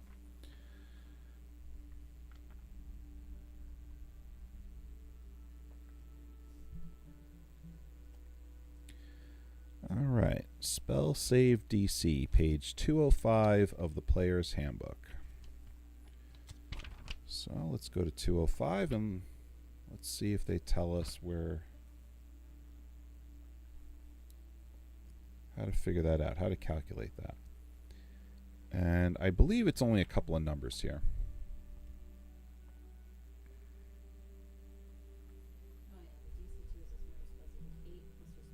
You're not broadcasting what you're saying. Okay. The DC to resist one of your spells equals 8 plus your spell casting ability modifier plus your proficiency bonus plus any special modifiers, which I don't have at this point. Okay, so what's your spell casting ability?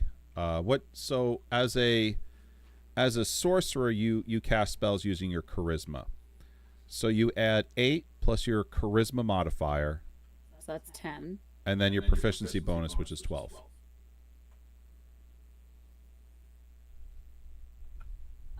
Yes, proficiency bonus is 2, so that'd be 12 in total. Okay. All right, so the 11 is a fail. Good. All right, so let's get that 12 written down, and then the next one is actually right underneath on the same page. Your attack bonus with a spell equals your spell casting ability modifier plus your proficiency bonus. So for charisma, that's what, a 2? Yes, so that's 2 plus 2, which is 4. Okay, very good. I've heard in some circles that 2 plus 2 is no longer 4, that some wackos out there like to say it's 5 for, race reasons. That's stupid. It's 4. Silliness. Okay.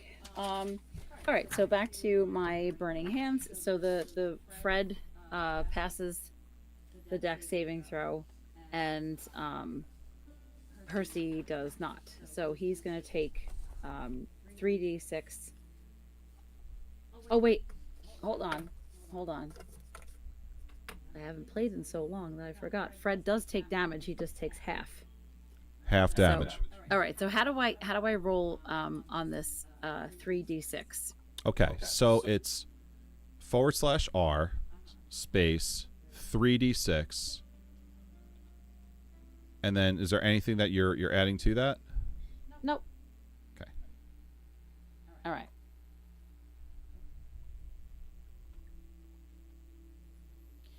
Okay. So Percy's going to take 9 damage. Wait, What?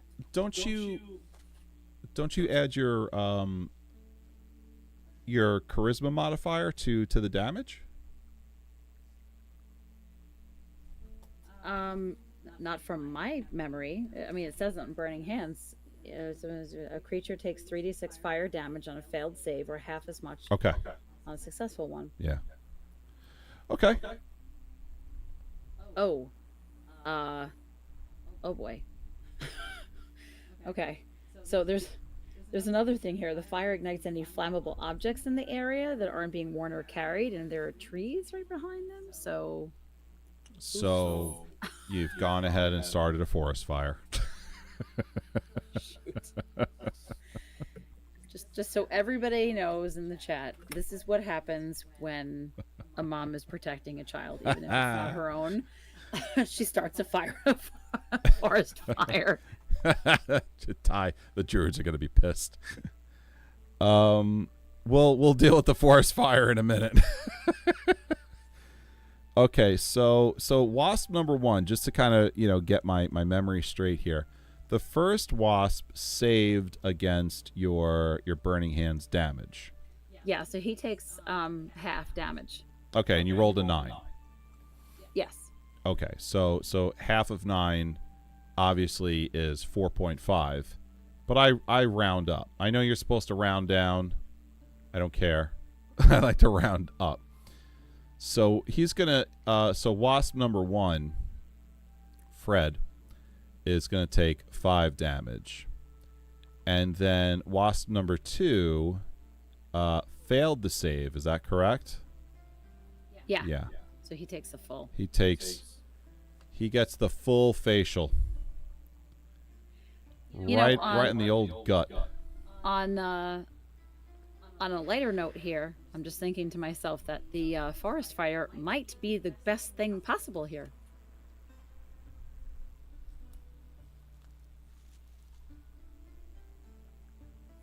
Yeah, because wasps don't like fire. I'm not talking about the wasps. I'm talking about whatever creatures are coming from the forest. Well, let's use my handy dandy drawing tool, and so I'll show you where the fire is.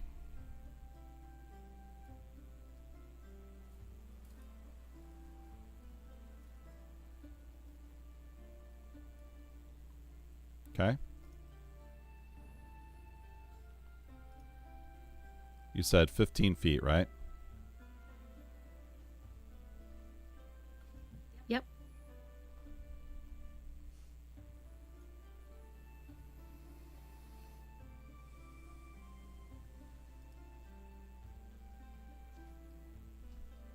Okay. I'm gonna have to move these guys out of the way for a second, because this is actually kind of important.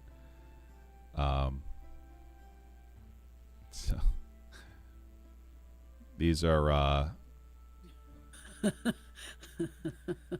my flames. Those are really nice, honey. Those are perfect flames. They're beyond reproach. I like that they're red instead of orange. All right, I'm getting there. Okay, relax. Oh, I was complimenting you. I don't think you were. Well, thoughts aren't facts.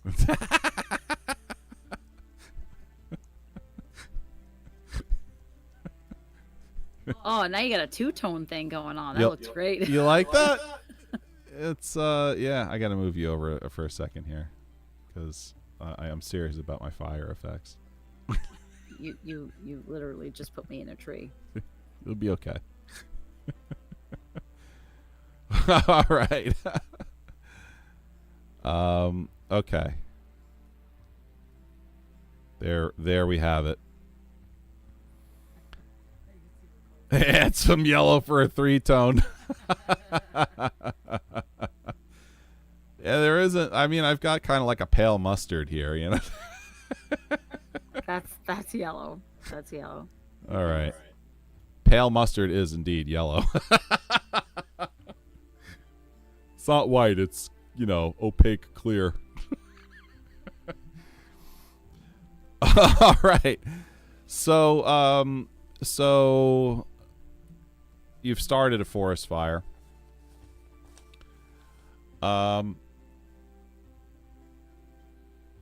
Great. Now, Wasp number 1, aka Fred, he is going to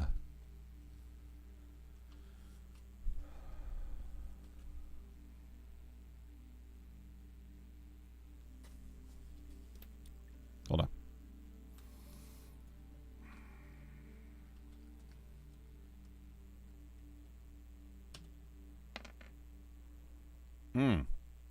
Okay. He's going to come at you. And he is going to try to attack. Fantastic.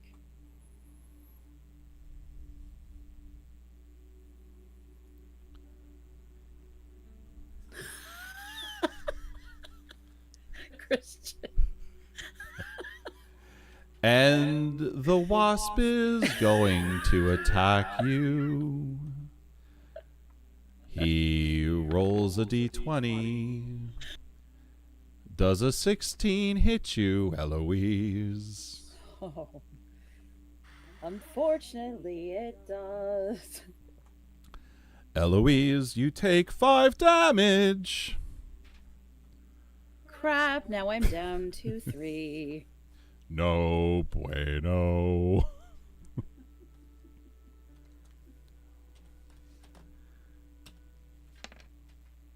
Okay.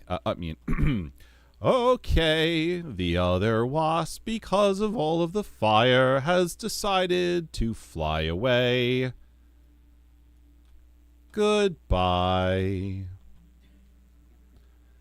Good riddance. Okay, bye. Yeah. Okay, bye. Now it's time for Leonidas, who runs up to you and attacks the wasp. Oh, wait, I forgot to put the damage down on the wasp.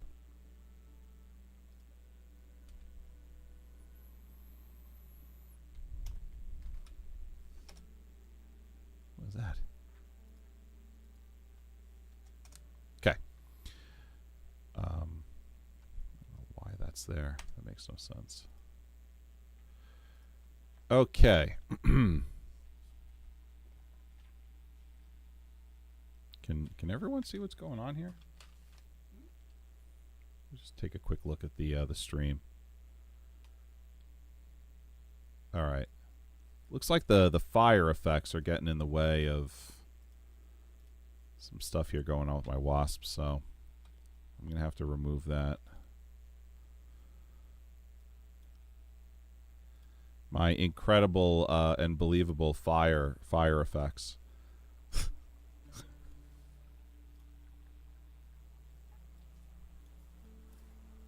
Huh.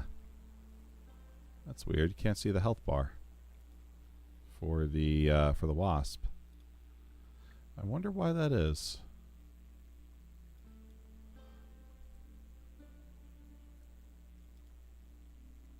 I can see his health bar. I mean, it's super tiny, but...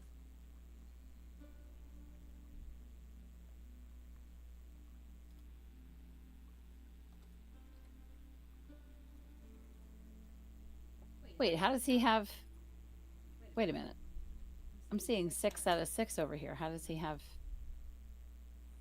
6 out of 6 health? That's weird.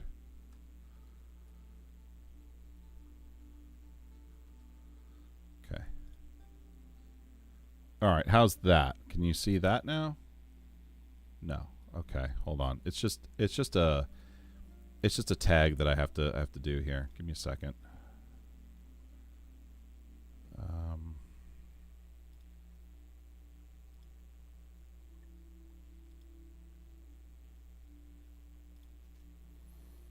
There you go. Should be able to see that now. See the health bar on the top? Yeah, I can see that now. Okay. Yeah. Forgot about that. Okay. All right. Everyone should be able to see the fact that he's got some health there. Very good. Okay.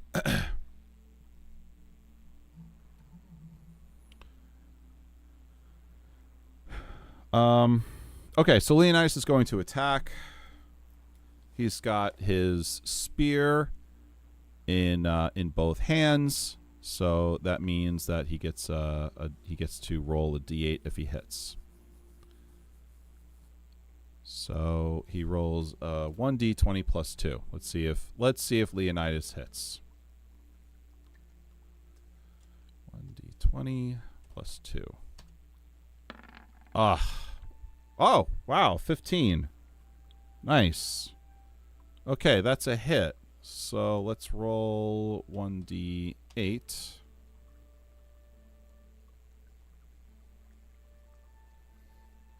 Yep, 1d8 plus 2. And 6.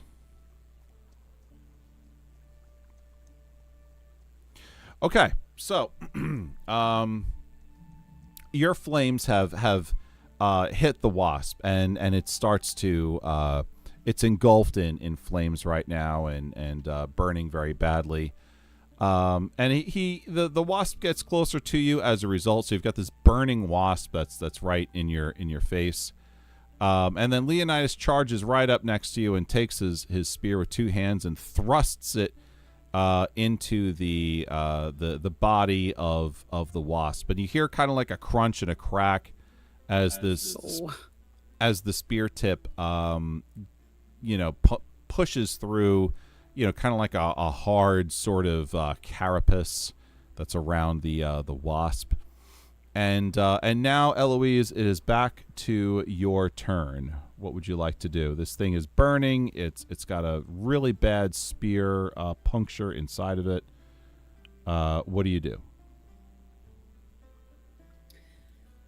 All right, I'm gonna go for my cantrip. I was gonna go for before, which is Firebolt. Now that I've got that number that I need. Mm-hmm. Let me get over there.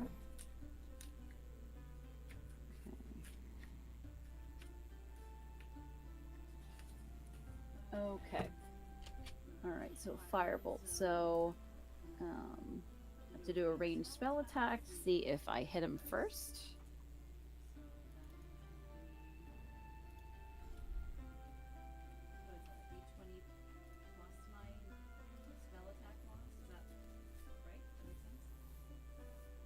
Yeah, it's so you roll 1d20 plus your spell attack modifier to see if you hit. It's a 6. I don't know if that's a hit. Probably not.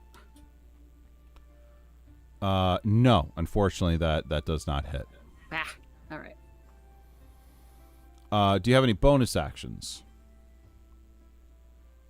I don't think I do at this point.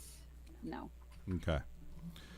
All right. Fred the Wasp is burning and pierced and super angry.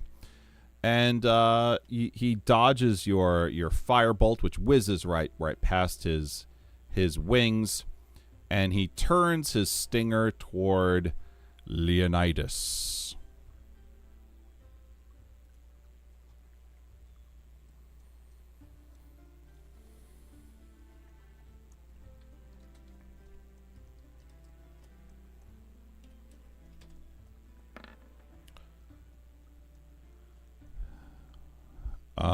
And that's going to be a miss.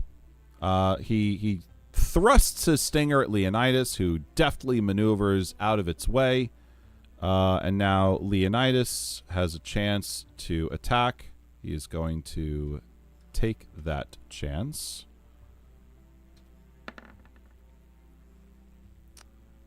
And unfortunately misses as well. Eloise, it's up to you. Oh boy. Okay. All right. Well, we're gonna do the same thing.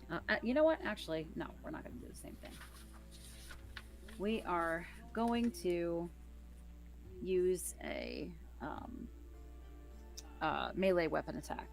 Okay. So Eloise has a quarterstaff. So she's going to attempt to use that as a two-handed weapon, which means I hit with a D8.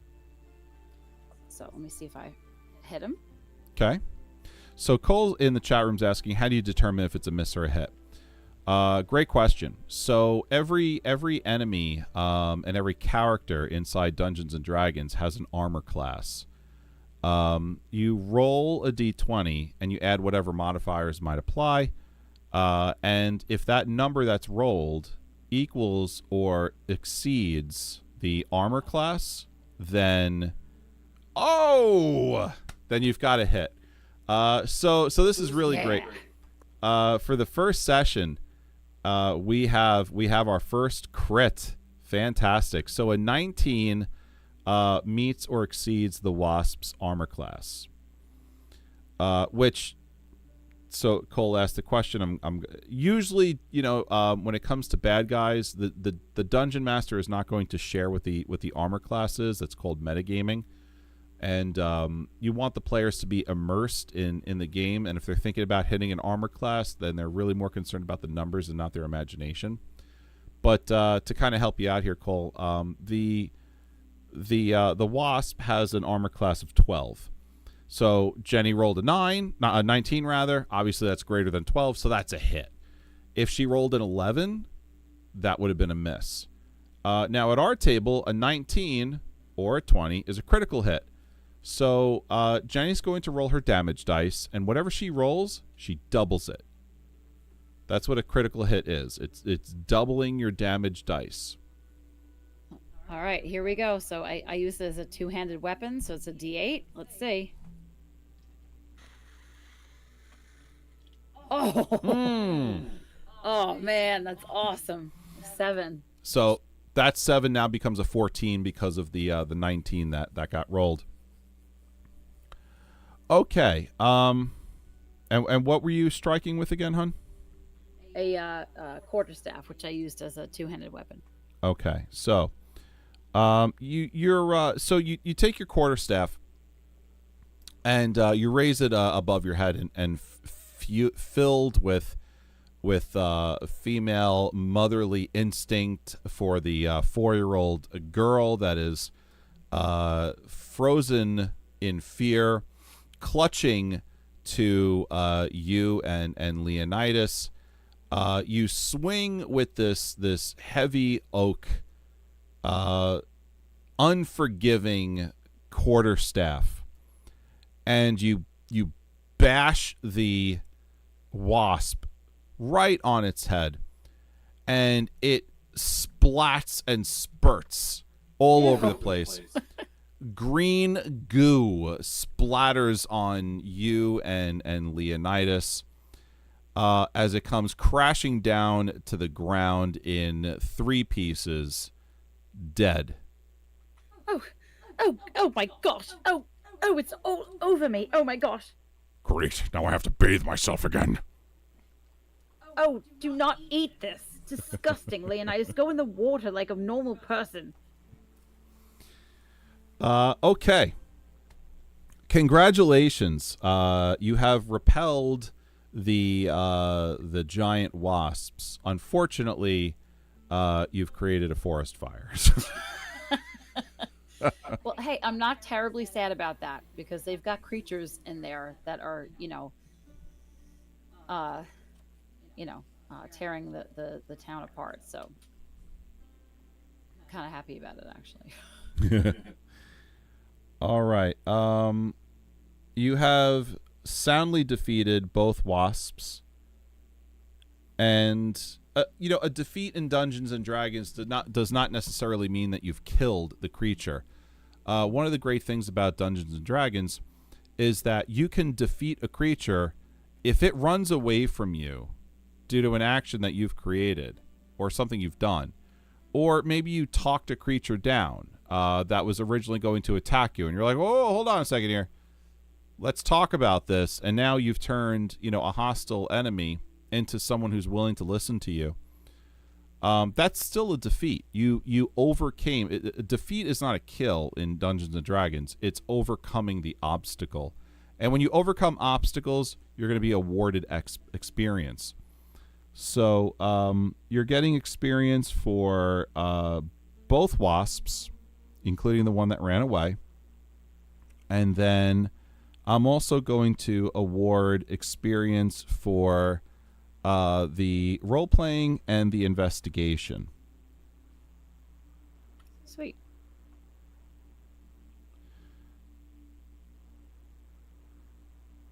Making notes here. Give me a second. All right. You're level 1. You're a level 1 character. In order to become a level 2 character, you need to reach 300 experience. And after all of the fighting you've done today, after the role-playing and investigating you've done today, I award 300 experience points. You are now level 2. Woohoo!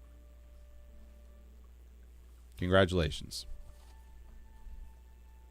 Thanks. Okay. That is going to be our first session for this week.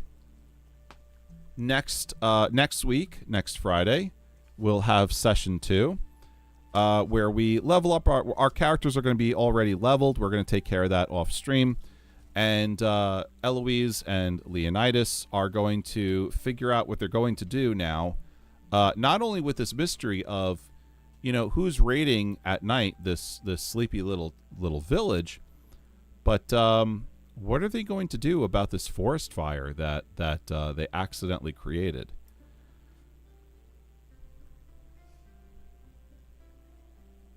Ty, what? No XP for all the flora and fauna destroyed by the forest fire? Yeah. I'll tell you what. It's funny that you mentioned that, Ty. No XP for that, but how Eloise and Leonidas deal with the forest fire next week, there's probably going to be some XP awarded for that. So, looking forward to handling that. What did you think of our first session, hon? Oh, I thought it was great. I had a lot of fun, and I liked the story beats that you had, characters, combat. All good. Okay. Well, I'm glad you had fun. I had a great time too, and I'm looking forward to leveling up our characters. And next week, I'm going to have, hopefully, I'll have the time to do this. I hope to have next week digital character sheets on Roll20. So those watching are able to see, our character sheets. And, oh my gosh, Cole, thank you so much for the bits. Oh boy, that's awesome. Was good fun. Thanks all. Thanks, Ty. Thank you for everyone being here. This is the first time we're streaming on Kick as well. So if you're joining us on Kick, thank you for being here. It was a very nice welcome.